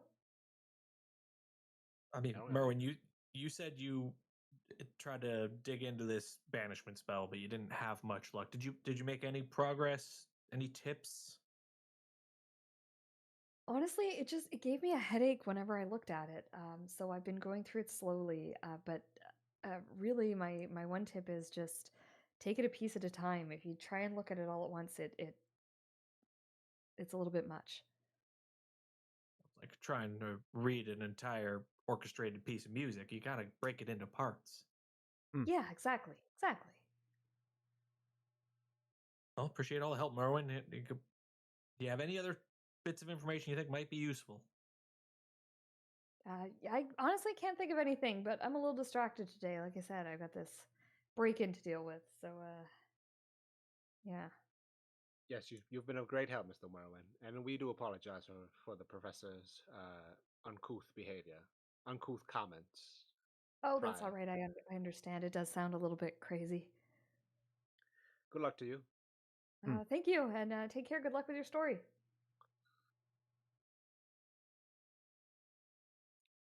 Okay, well, where do you guys go next? Oh boy. All right, it's either Home, I Clara's house or guess. the orphanage. I guess we should probably go to Clara's house while we're in town. Oof. Direct confrontation. At I least, don't like, know how talk to the much parents. we're gonna stand to gain from going to the orphanage. It's been what 50 years since the thing burned down. It was just 40 one of now. those like maybe there'd be something worth checking out, but I get the feeling there is something there, but I think we should talk to Clara's parents and get some information from them before we do anything else. I think I would like to stop at a diner or bar, get something to drink while I take a look at this spell. Sure. All right, fair enough. Say, Professor, how good are you with that heater, the rod, the piece? The gun, Yes, 20. Like, my firearm skill out of character is 25 for rifles, For shotguns. rifle shotgun. Mm-hmm. What about Rev? What about you, Chris? Also 25. Yeah, and I got a 20 in my pistol. Oh yes, I should also deign to mention I am also strapped. Yeah, boys. I reveal my little shoulder holster that I got last week. Well, hope we won't have to use any of it. I mean, the benefit with a shotgun, at least, is it's more sort of aim and spray, from my experience. A good spread. Well, not that much of a spread, but can we get a bag for the shotgun? I know we're American, but I don't think we want to be toting around a loaded gun. Should I ask if they had a hacker Assuming saw? You it's could loaded. just chop the end off and put it under your jacket. I assume it's loaded, right? We have some ammunition, a little bit of ammunition for it. Yeah, I would think you would have bought ammunition with the gun. 69 cents for 25 rounds, so yeah, so I think that falls under your spending money Oh in yeah. a day. Yeah, $10 is my cap. So let's try to cover that up. We don't want to we don't want to appear as savages after all. Yeah, I guess I could have asked for like a sports bag or something to put it in, Like a duffel. Yeah. a duffel bag or whatever. Yeah. Yeah, I was gonna say mean- she probably doesn't have any gun bags, but you probably don't want to carry it in a gun bag because then it still No. looks like a gun. Yeah. But yeah, I imagine she would have duffel bags and that kind of thing. Again, that would be under the $10 mark. So you purchase one of those. Your gun just fits inside of it. Okay, and you guys stop off at a little bar. I should make a little bar image for all these games because this is a couple times now it's happened to me. I mean, in Oh, this nice. era, That's fine. it would have to be a Or a diner diner. because the prohibition, Oh, that's right. Yeah. Prohibition. I like mean, a speakeasy come on. maybe, but that's going to be in a My city. jazz musician could probably smell out a speakeasy without too much trouble. True. All Favorite right, terrain. let's go. Let's go with that. Rev, tell us about the place that you find. It's like the cellar behind a cellar. So like we walk into a diner and there's a guy sitting in the corner and he's got a little brown paper bag behind his newspaper that he's reading, and Rev goes up to him and goes like, "Hey, I'm looking to get a little, and he's like, he gives us directions. We go into this, it's like a warehouse with a big barn door in the back. You go through that, down a set of stairs, and in behind some crates there's another door that you go through, and now we're in this tiny little speakeasy lit by candles and oil lamps. But there's some music, some light music going on. Awesome. Is it good music? As a jazz musician, how do you feel about it? Oh, he hates it. It's like soft pop. There's no talent in any of it. Excellent. Okay, yeah. So you guys sit down and take a moment to look at your book and formulate a game plan. I guess you said you're most interested in learning that banishment spell. So normally spells take a really long time to learn. Like weeks, But apparently. yeah, and there's a bunch of rolls that you have to do. We are going to bypass those for the purposes of this one shot, just because I would like you to learn this spell. So I'm not going to make you do all the rolls and all that kind of thing. So I We will just show you. we managed to pick up a copy of Banishment for Dummies.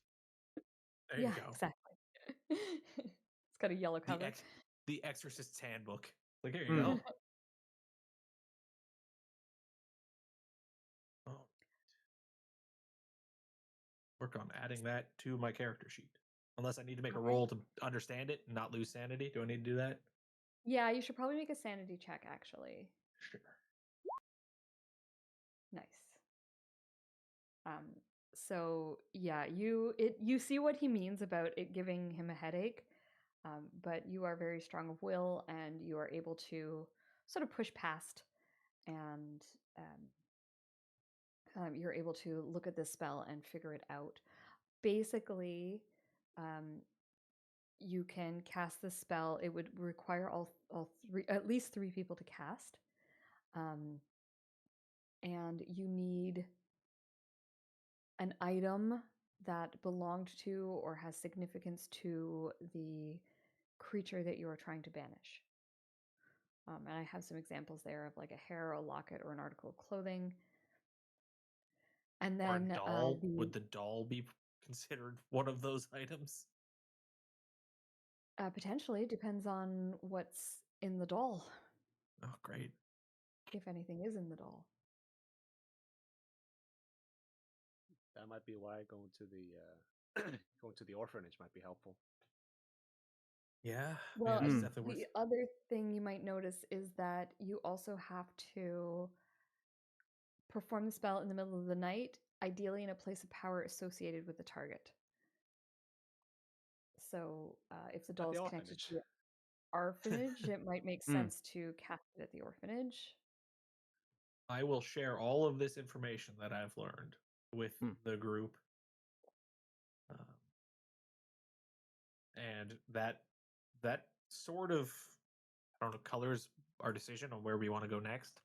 Do we want to go investigate this doll with the family and potentially steal it from a little child? Or do we want to bypass the doll entirely?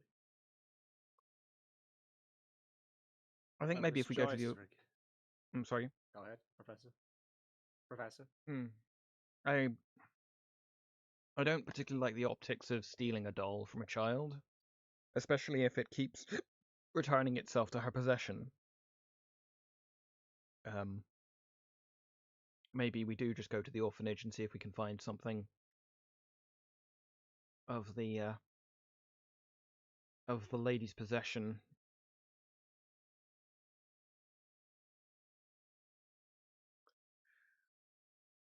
Yes, I would be inclined to agree with the dear Professor here.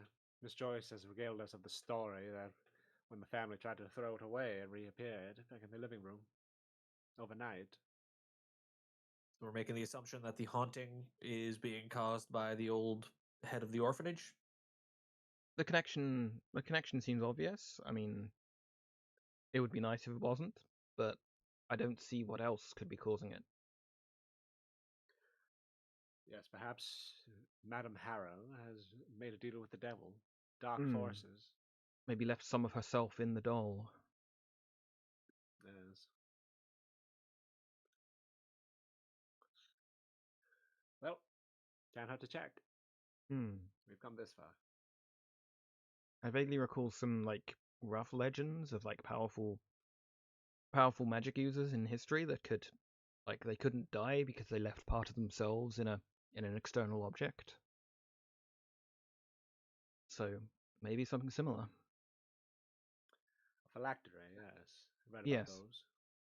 Wonderful library at the headquarters.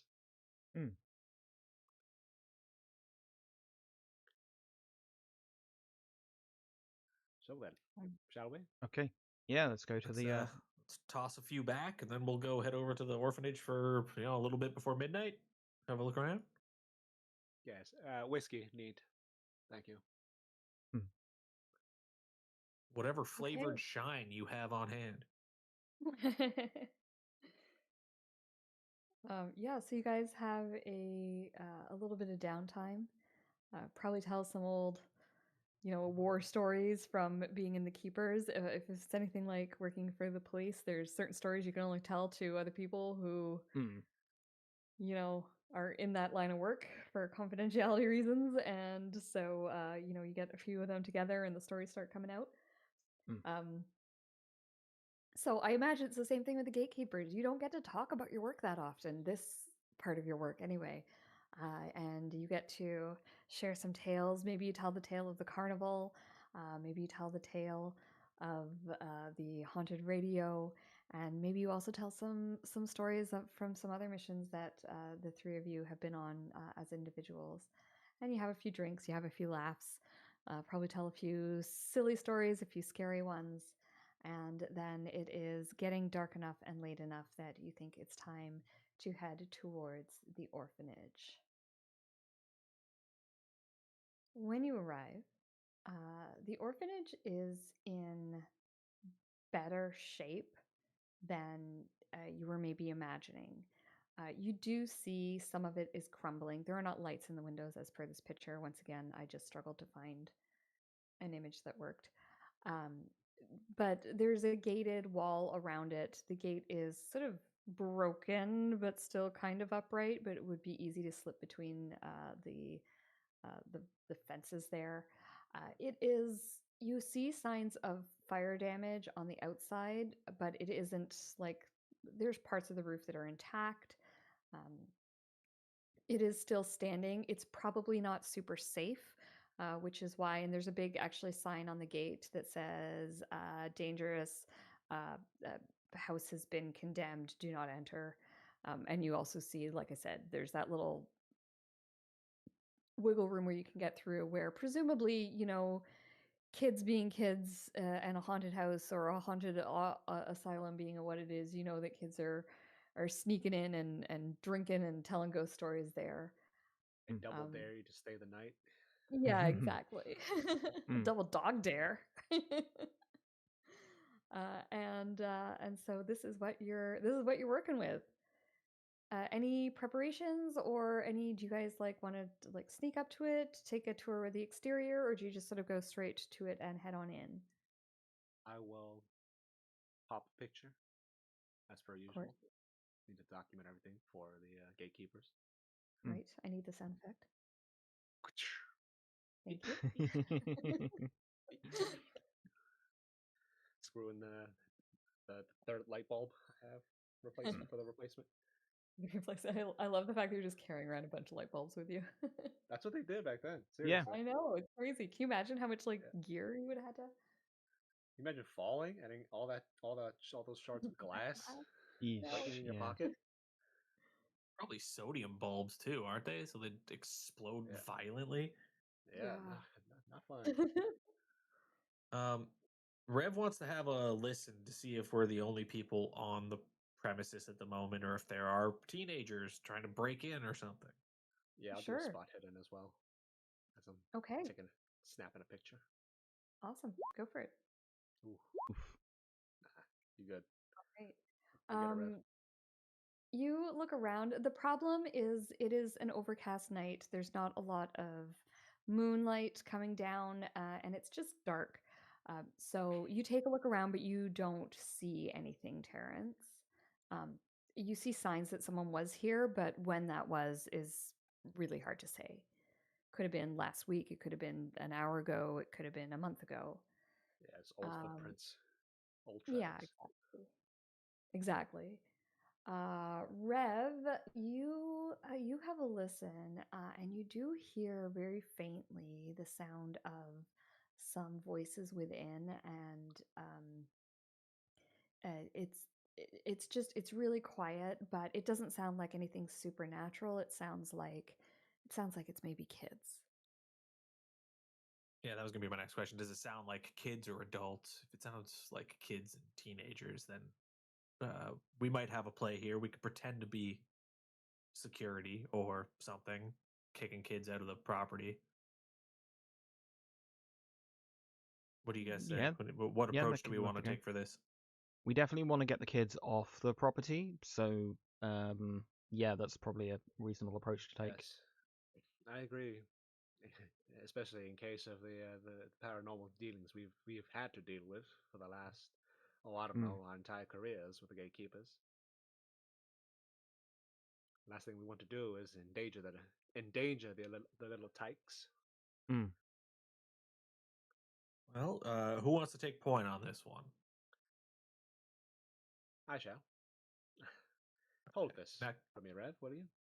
actually, I was my just about to ask the professor to hold this, and I hand him the saxophone. Like, maybe put this in the bag with the camera and pull out the shotgun.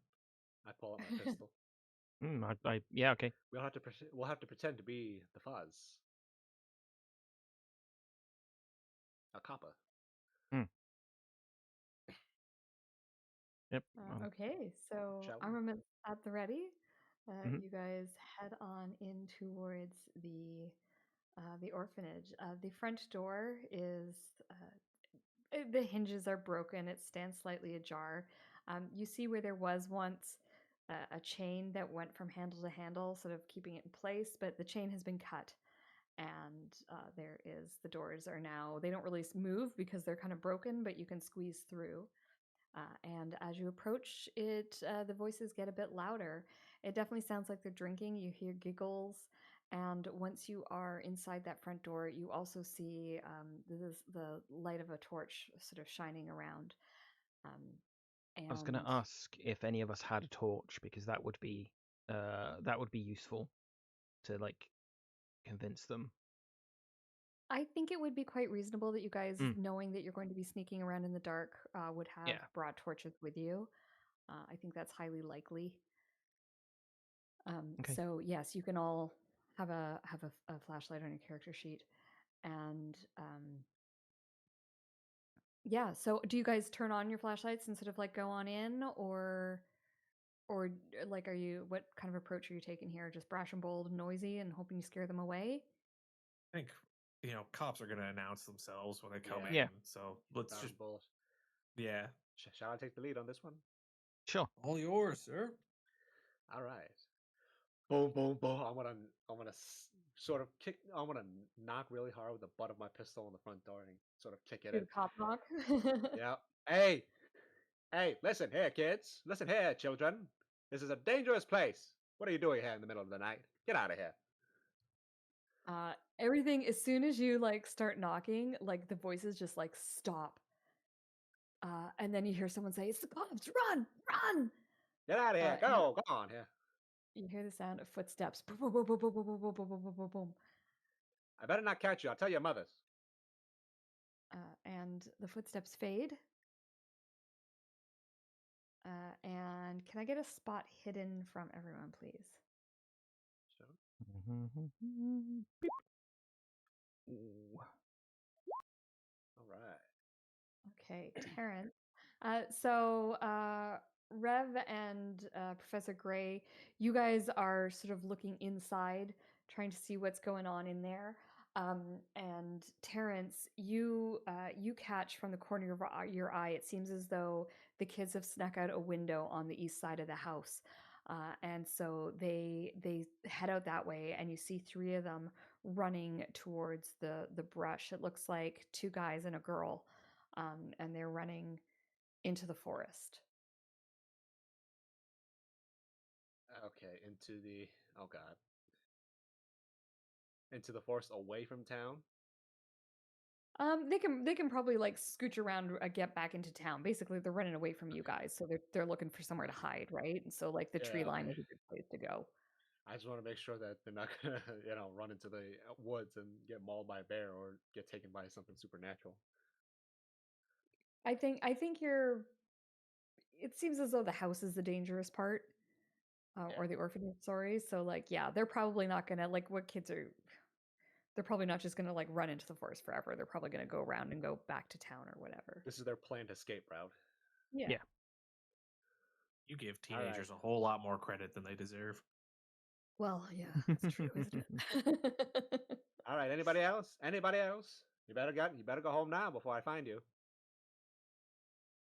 Listen checks from everyone, please.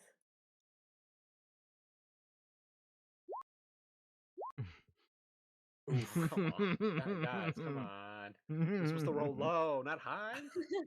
This ain't D&D. Because we took that break. You I was rolling great before the break. right? You don't hear anything from within the house. All seems quiet. It seems as though everyone has fled. All right. Well, seems like the coast is clear. Mhm. Hopefully, if there's anybody still hiding, may God help them. Yeah. Okay. Hey, Shit. can I get that saxophone back now, Professor? Sorry. Sure. Yeah, I'm gonna put my pistol back and get the camera back around my neck. Okay. All right, I think we should cover ground, try to find something that belonged to the head mistress of the orphanage. Yeah, We need that before we can do anything. I would recommend us sticking together for this one. Yeah. Not because Like- it's a condemned building, but God, the heavens forbid, their spirits trap us inside the individual rooms. Yeah. Maybe like try and start with like the office, see if we can find the admin office of the place, or her own well- like personal residence in the place. Like we'll make our way around, like clockwise or counterclockwise, whichever is more efficient. Sure. Together. So inside this orphanage, this is where you can see, oh, this place was actually on fire and quite a bit on fire. There is the inside is basically gutted. You can see blackened walls. It's still, even though this fire was 40 years ago, there's still that smell of charring. The floors, there's areas where the floor is so burned that you can see down into the basement. And it's just a lot of the upper floor you can see up into because of the damage. It's really, really extensive damage on the inside. And you realize that this building is absolutely not safe. For all that the walls are mostly standing, they could go at any time. The foundation is not in good shape, and the building itself is pretty rough. From this vantage point, also looking upwards, there's you can see through the hole in the second floor, two holes in the roof, and it's again lots of rubble, lots of damage, lots of like twisted bits of wire, melted metal, that kind of stuff. There's also 40 years worth of graffiti and garbage and all the things that come with an abandoned building. And so the place damage. is, yeah, all of it. Um, the place is it's pretty bad on the inside, and you start to walk around looking for Stay close something, to the, anything. stay close to the walls, boys, Mhm. in case the floor What collapses on us. what is it with teenagers these days choosing the most deadly places to go drink? Back in my day, if you wanted to get drunk, you'd go to the local cemetery, and there was always a Mickey being passed around. You'd hang out with the headstones. Nice, peaceful, quiet. Mm. Rambunctious crowd, aren't they? Suicidal.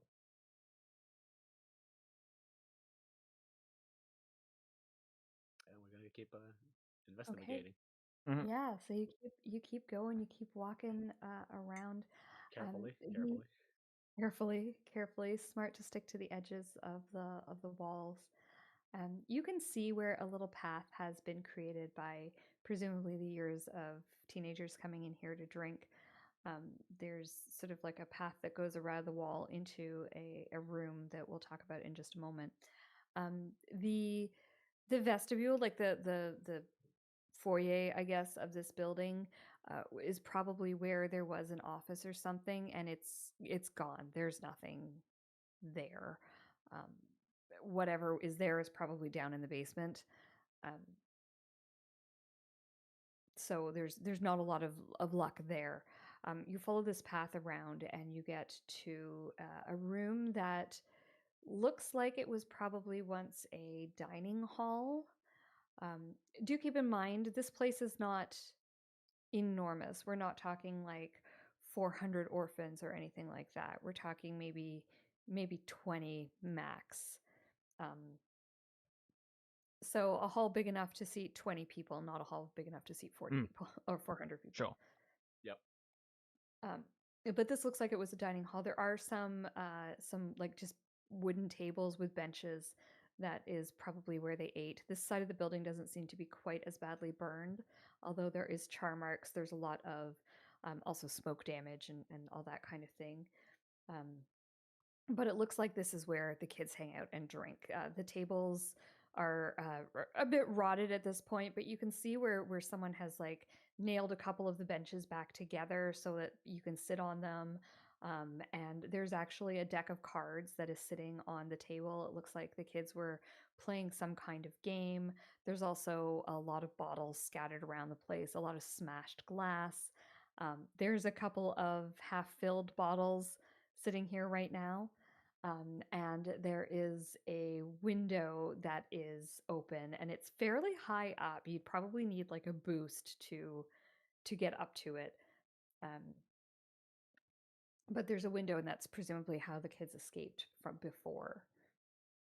Um, the next room on looks like what would have been the kitchens. This room is again somewhat intact. And then in behind the kitchens, there is a staircase going up, which was probably like I don't want to say servants' access, but like the access to the kitchen for the staff. Sure. That goes up to the remnants of the second floor. Can I get spot hidden checks from everyone, please? Rev's also going to pick up one of those bottles and give it a smell. Oh, I'll push that with 1 luck Okay. to a success. All right. Sounds good. Sorry, Rev, you're picking up one of the like half full bottles of alcohol that are sitting out on the table. We're going to find out if it's alcohol. I would like to roll luck to see if it's a pee bottle or alcohol. Sure, go ahead, roll me a luck check. Nope. It's a pee bottle. Yep. Age puts it back down. Says, "Nah, it's not fit for drinking."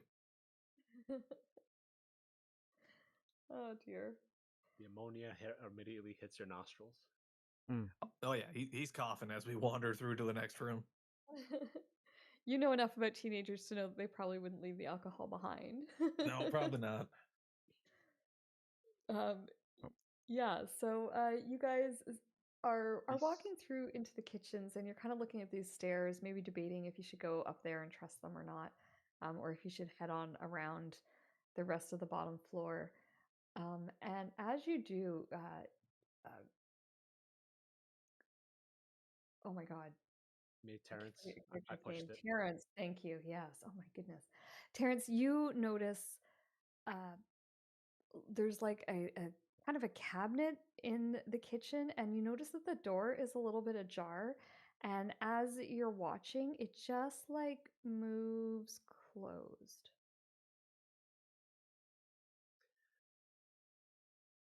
On your toes, boys.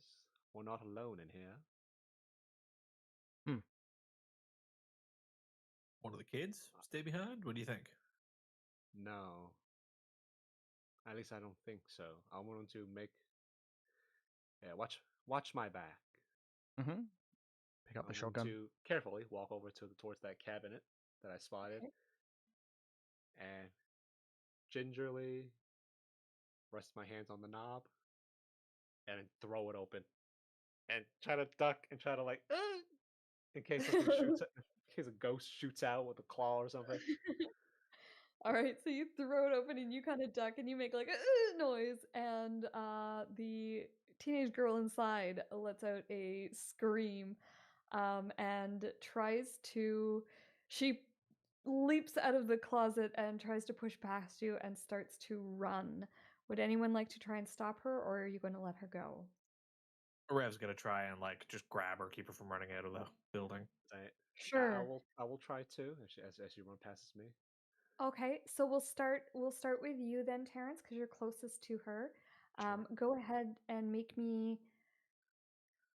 I suppose this would be a. Hang on, sorry. I'm still trying to remember all the stat names. Let's call it a dexterity. We'll go opposed dexterities. Sure. Ooh, Oh. no.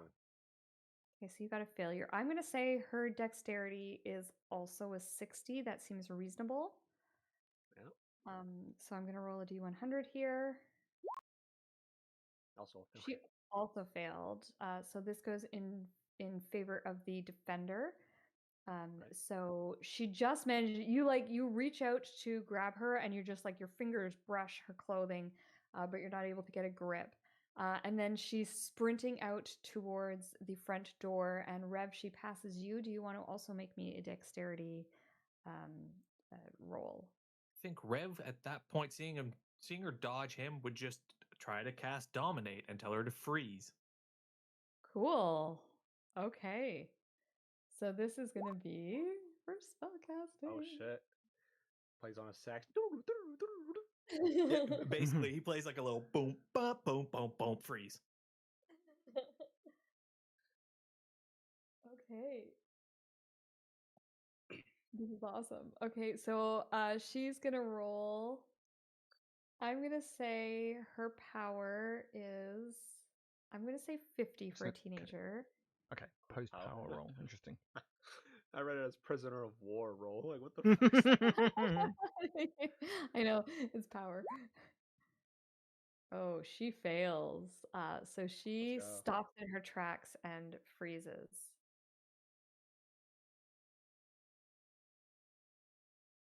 You guys haven't seen Rev do this before.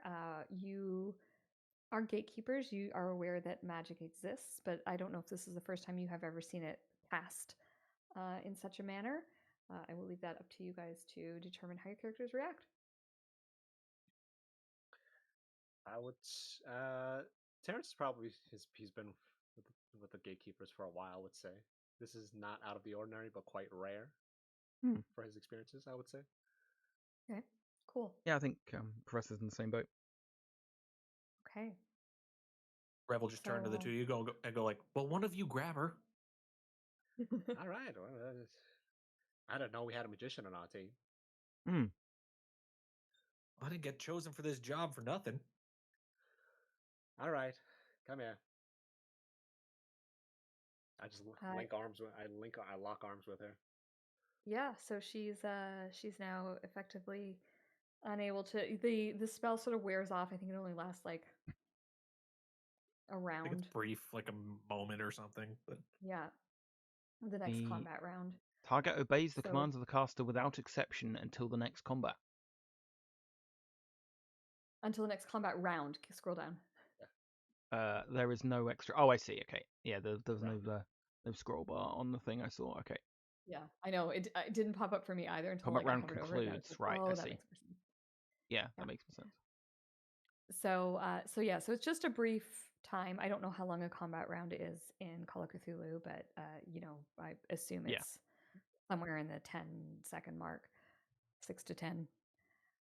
But it is enough for her to freeze, and it's enough for you guys to grab her. She looks terrified, and she says, "Please don't arrest me. My dad's gonna kill me. Oh God, please don't arrest me. I'm really sorry. I'll never do it again. I just came with a boy, and then he left me, and they all ran, and I got stuck here. And I'm really sorry. Please let me go." We're not gonna. Would you calm down, darling? Would you calm down, dear? We're not going to arrest you. And it's a very stupid thing what you've done, and you almost, I'm sorry. and you almost could have fell. You could have fell through the floor and broken your neck. You understand? I'm sorry, I won't do it again, I promise. She's like, ugly crying, like snot dripping Yeah. down of her nose. Please don't tell All my right. dad. Please don't tell my dad. We're not going to tell your parents. Consider this a warning. Okay. Yep. What's your name, Get out of kid? here.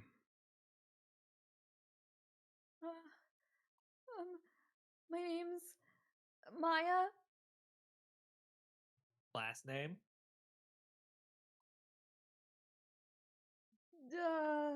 O'Hara. O'Hara. Thank you. Right. It's not. I don't want to see you again tonight. And honestly, don't ever come back to this building. I won't. I won't. I promise. I'm sorry. I know we're not allowed. There was this boy and he was really cute and he said I could come drinking with him and I wasn't drinking though. But I didn't. They Seriously, did, but I didn't have any. Look, listen, Maya. The rest of you and the other kids can't come in here anymore. We don't want any of you getting hurt. You understand? I understand. I'm sorry. Good. Okay. All right. Get And out of here. do you let her go? Yeah, let her go. Make sure you Okay, go through that way. The safe, like the little safe route. Yeah. She hightails it out of there, just like running. She's still ugly crying. And she says once again as she leaves, "Please don't tell my dad." And she runs off. Can everyone please make me a listen check? Told her to gather all her friends and get the hell out of here. Okay. All right, Terrance. You hear her footsteps. You hear her. You hear the chain of the front door, and then you hear silence. No more running. Nothing.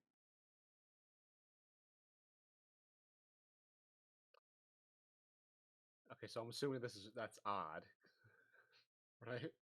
We would have thought we'd have heard Well, her you'd footsteps expect to be outside. hearing her running away.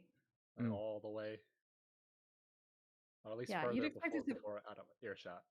Yeah, you'd expect it to kind of like fade out, but that's not what happens. You just hear like footsteps, then you hear a chain, and then nothing.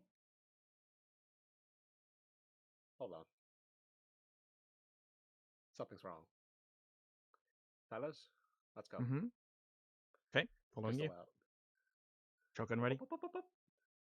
Make my I lead the group back outside quickly. Okay, you don't make it as far as outside. You head back to the front door, and the door is closed. And if you recall, the door shouldn't be closed because the door was broken. But the door is closed. There's a chain in place preventing it from being opened, but the chain is now on the inside. Oh, you mean the gates? No, the I'm talking about the door? front door because the front door was also chained shut, Oh, but okay. it had been broken as well, and the front door was broken and open. The front door is now intact. It is now closed, and the chain is now locked up on the inside. Well, boys, I think we need to find that belonging pretty quick. Yep. Yes. Any windows on this first floor? First story? Yeah, there's a few windows, including the one that was open that those kids had jumped through. But there's a few more around, and I imagine they're sort of probably covered with bits of wood just to prevent like rain and animals and things from going through. But the one in the dining hall was the boards had been removed. Right. Well, boys, we'll have to plan our escape route. Mm. Or at least figure out where should we escape in case things go topsy-turvy. I guess get back to that route that they went through. Yes. If that avenue should fail, then perhaps this one. I'll just point to one of the first story windows boarded up that we could probably just like put our foot through, or at least use our shotgun and blow through. Yeah. Sure. All As right. you guys are discussing a plan, you hear a door slam upstairs. No, I don't believe that is the fault of the teenagers no more. No. Well, if I'm being honest, I'm not sure what we just experienced was a teenager either at this point. Perhaps not. Shall we? Only way to go Yes. is up. Seems unless Yep. any of you have found a way into the basement. I'm going to, in the foyer, sort of like, overlooking staircases and all the scary dark hallways. I'm going to flash a photo. Boom. Yeah. It is pretty creepy in here. And sorry, were you guys headed upstairs or are you still continuing in the downstairs area? I mean, I think everything upstairs, seems to right? say upstairs, right? So let's Yeah. go up, I guess. Yep. Okay. Watch You guys staircase, boys. you guys head up the staircase. The staircase is creaky, and let's get a luck check from everyone, please. Oh boy. Ah, The guy with the lowest. All right, Terrance, you make it up the stairs all right. But Rev and Professor Gray, the both of you at different points hit stairs where the stair sort of crumbles under your foot. You're each going to take a 1d4 points of damage from 3 points of damage each. Oof. Ow. From the stairs. It scratches, the old rusty nails scratch against your leg as it goes through, but you are able to make it up to the top floor. When you get to the top floor, you see an apparition of a woman. She looks like, honestly, she looks like a headmistress. She's got hair pulled back into a bun. She's wearing clothing with a very high collared neck. She's got, long sleeves with just like a bit of lace around the edge of the sleeve. But other than that, her outfit is extremely plain and serviceable.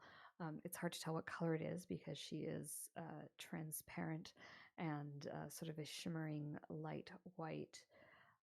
And she screams in all of your heads, "Get out!" Everyone, please make me a sanity check.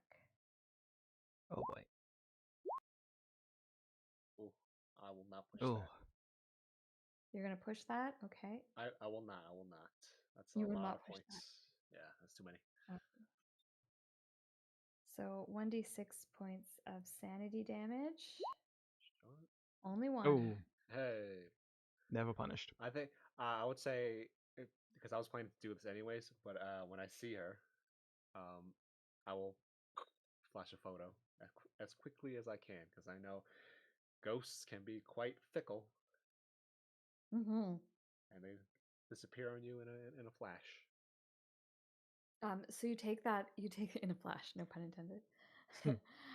You take that photo. You're not sure. You'll have to wait until you get home and process it to see if you got her, as she vanishes immediately upon yelling in your heads.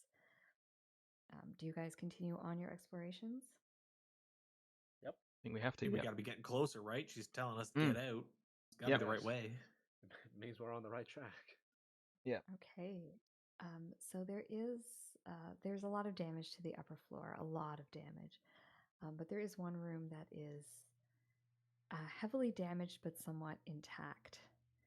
And this is the what, for lack of a better word, master bedroom. It is there's also, and I'm sort of skimming through here because we're running out of time.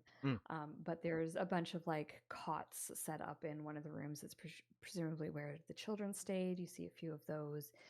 You see some other smaller rooms that would have been like staff, and then there's one that's a bit larger that looks like it is probably the bedroom of the headmistress or head orphanage person, and there is a big sort of like double bed. There's some wardrobes and that kind of thing. Everything in here is heavily charred, and the bed itself is just it almost looks as though was the starting point of the fire. It's so badly damaged, and a lot of the damage seems to radiate from that.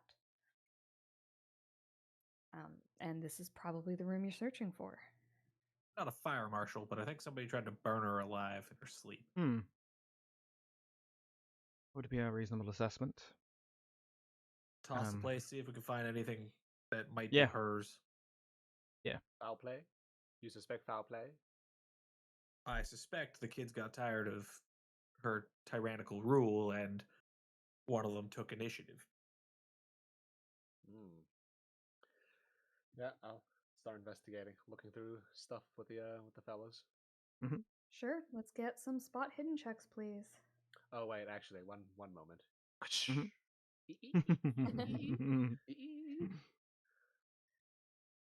got to. All right, you get your picture first before you let them into the room, and then you guys start looking around, see what you can find. Spot hidden. That's not. I will push that. Okay. 16 points to a success. Oh, you're gonna use your luck. You're not gonna push it. You're gonna use your luck. Sorry. Wrong terminology. I will use my luck to turn that. I will spend my luck points to turn that into a success. Okay. Terrance using a lot of luck points. But yes, Terrance, you are able to. You're looking and you're looking. You're all looking, and it's actually when you go to take one last photograph, you're kind of thinking this isn't the place, but maybe I can just get one last picture of this room. Just I didn't like the angle of the first picture, and as you hold the lens up to your eye, you see something that is sort of wedged in between the floorboards, and when you pull it out, it's a like a rule, pardon me, and it has Mr. Thick on it. And you remember back to your old school days where the headmaster had a couple of different canes that he would use to cane the children with, and they often had names for those canes. And you think that this might have been this woman's cane that she used to punish the children when they were misbehaving. Yes, awful memories.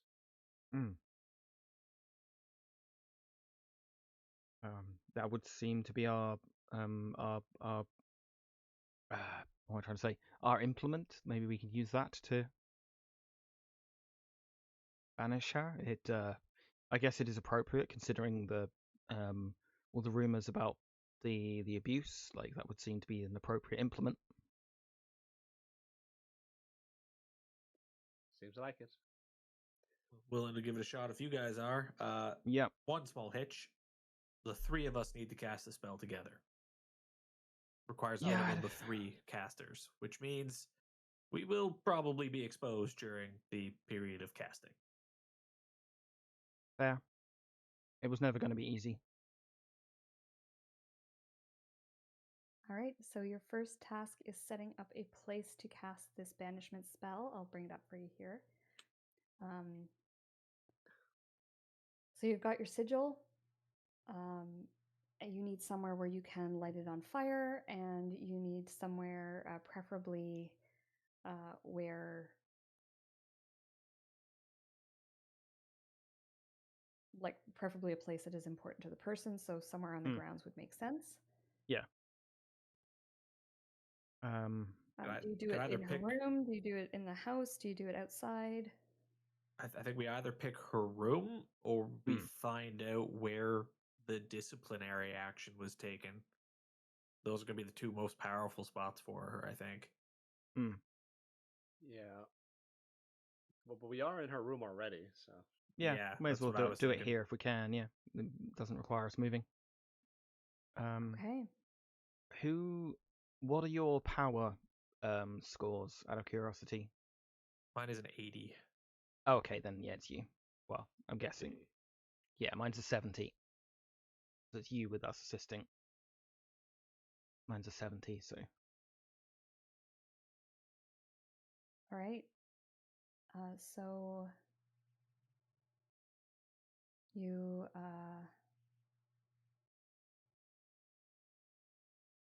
Well, here's to hoping that young Clara is free from her shackles.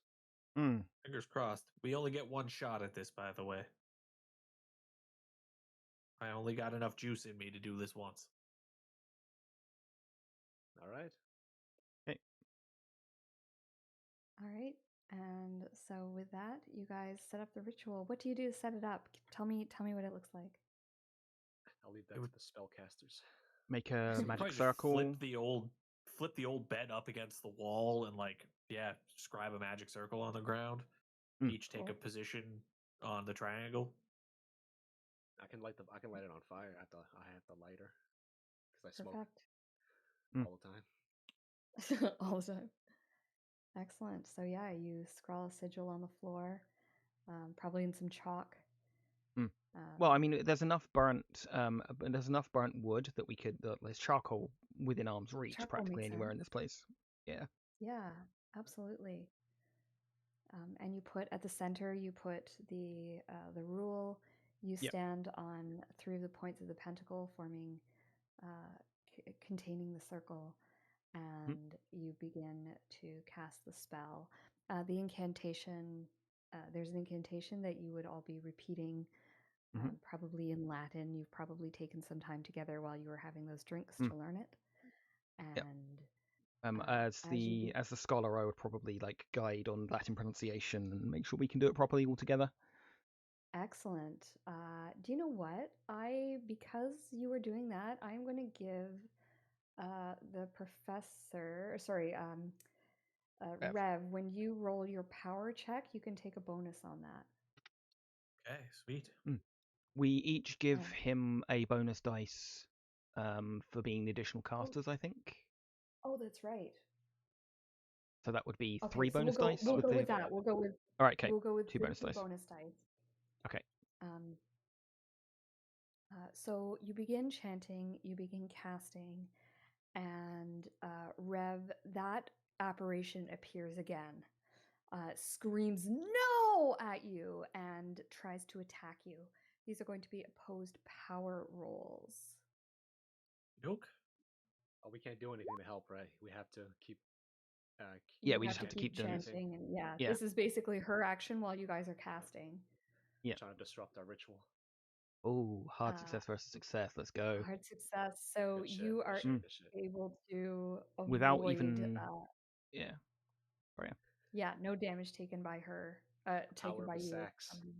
Power of the sax. I guess we should roll how many magic points it takes. I don't know that it really matters. I guess it probably doesn't matter. Say all of it for powerful ritual. Banishment. Well, it's 1d4 plus 3. Yeah, each per caster, so it's plus 9. That's why I said I can only do this once. I have 15. No. We take 1d4 plus 3 each damage. It's not. Oh, I thought it's it was not per 1d4 plus 9. All focused on the caster. Yeah. Okay, no, it's each caster. Yeah, that's a better idea. Everybody roll 1d4 plus 3, and that's your magic points that you're using to cast this. Oh, we have to take some sanity points too. And you have to take 1d4 sanity, and I will let you roll those yourself as well.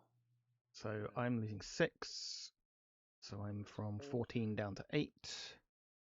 It won't let me edit that. Thank you. 8. And then sanity is 1d4.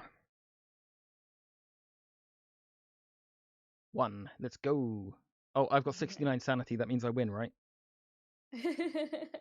Obviously. Awesome. Okay. So let's get an opposed power roll. Do you want me to roll first, or do you want to roll first? I'll roll first. Not gonna make it. Yeah. Oh, let's go. Good And you fucking can roll 2. Bonus. You've got 2 bonus. You got it, bro. You got it. You fucking That's a got it. 3. Oh, let's go. That's an And you know is what? that I will. a critical? Take the I luck. will.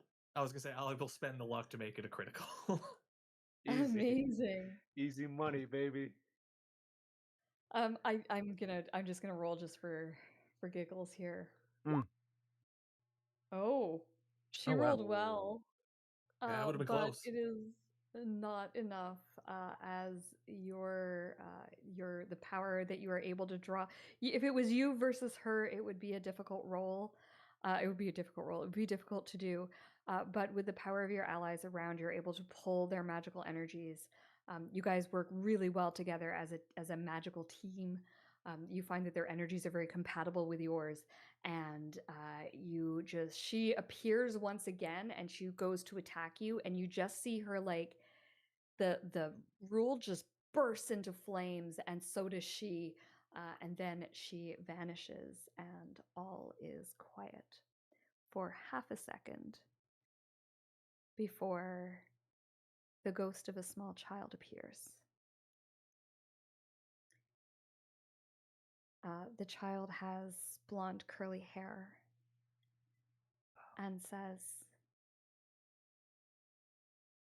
"Thank you for getting rid of Margaret. Now I can go wherever I want. I'm not just stuck in a doll anymore." And the child vanishes.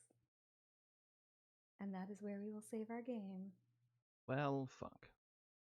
Rev That just was puts it. his hands on his hips, looks to the group, and be like, "Well, we did a good thing here today." Yeah, we did a thing. I don't know if good is the Well, right we did word, one but we did good a thing. I don't know if that was particularly ominous, but hopefully it was not. I doubt it. I doubt it though. I predict that we shall see dear Emily again in the future. Unfortunately, or at least one of our kin shall have to deal with her. By the way, I mean, that's business concluded in this podunk town. Let's get the hell out of here. Yeah. Yes, one step at a time, shall we? Well, Reginald, you'll have to save that spell again if you ever encounter Emily down the road. Oh, let's not jinx Prof. it. Let's hope I don't need it. Hopefully. And hopefully I don't see anybody. I don't see either of you for quite a long time. I prefer to have a nice long vacation this time around. I Prefer to wish get you back luck to in that regular regard. reporting. Regular reporting. Yes. On the Stone's Whisper. Yeah, so I guess this is where we will hang our hats on these characters. We might pull them out again if we are missing regular sessions. It might be fun to pull these guys out again if we've got another player missing. Yeah. So maybe I'll keep this game. Sure. Sounds And good. then if we do want to pull these guys out again, we have that option if we are going to miss another Stone's Whisper session. Sure. And I will send out a message regarding starting a few session Call of Cthulhu. It'll be, like I said, it'll probably be a couple of weeks at least before our first session. Sure. But I would like you guys to build your characters this time, unless you find it a bit much. But we can maybe just get together one day and just like build characters together as a team. Yeah, that'd be a good idea. Yeah. And kind of figure out how all that kind of stuff works. yeah, with whoever else we play with. Like I said, I'll put out a message in the Discord and see who else is interested in joining. Sure. And we'll do like a 6-shot or something. If you have any preferences in terms of time period, style of game, would you want like games like this that's like a series of one-shots with the same characters, or would you like something that's more of an overarching story? Feel free to shoot me a message. I have nothing planned at this point, so it's all up in the air. So if you have preferences, let me know. Mhm. And if there's anyone watching us on Twitch, thank you. And we will see you again next week for Stone's Whisper. Yep, with normality resumed. Normality resumes. I have a question, Kirsty. Yeah. What if I really enjoy playing Terrance? You want to bring him As- over to the other campaign? Is that what you're saying? As is, yeah. Yeah, no worries. Absolutely. I could Right. I could see playing this character, but maybe like rearranging the stats a little bit, like rebuilding the same character. I could definitely do that. Yeah, I that's might, absolutely fine too. Same. I might Th- play around with the skills in a little Mm. bit. That's kind of what I meant by like building characters is like Mm.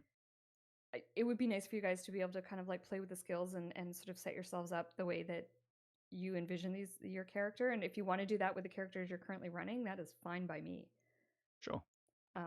I will look into the rules. There's different like levels of investigator, I think. So I'll have to look into it a little bit, and I'll send you guys some information. And maybe it might be better if we all build together. Yeah. Just to so that we can all answer questions and figure things out together as we go. I thought you were going to say so you don't have a crew that all has the exact same stats. I mean that We too. all have points in occult and nothing else. Mm. That too. Well, Kirsty, right. thanks again for running these. This was Yeah, a lot thank of fun. you. And I I'll really see you guys enjoyed next it. week. Thank you guys for indulging me in this. This was really fun. It was. I am really excited to get back to our regular game though. Mm. That fucking time. Yep. Yeah. God damn Shauna. Right? I don't know. Take care, Okay, everybody. I gotta I'll see you dip, guys in a guys. week. I gotta Yep. work today. All right. So Bye, I everyone. will see you everyone next week. All right, see you guys. Bye. Bye-bye. Bye.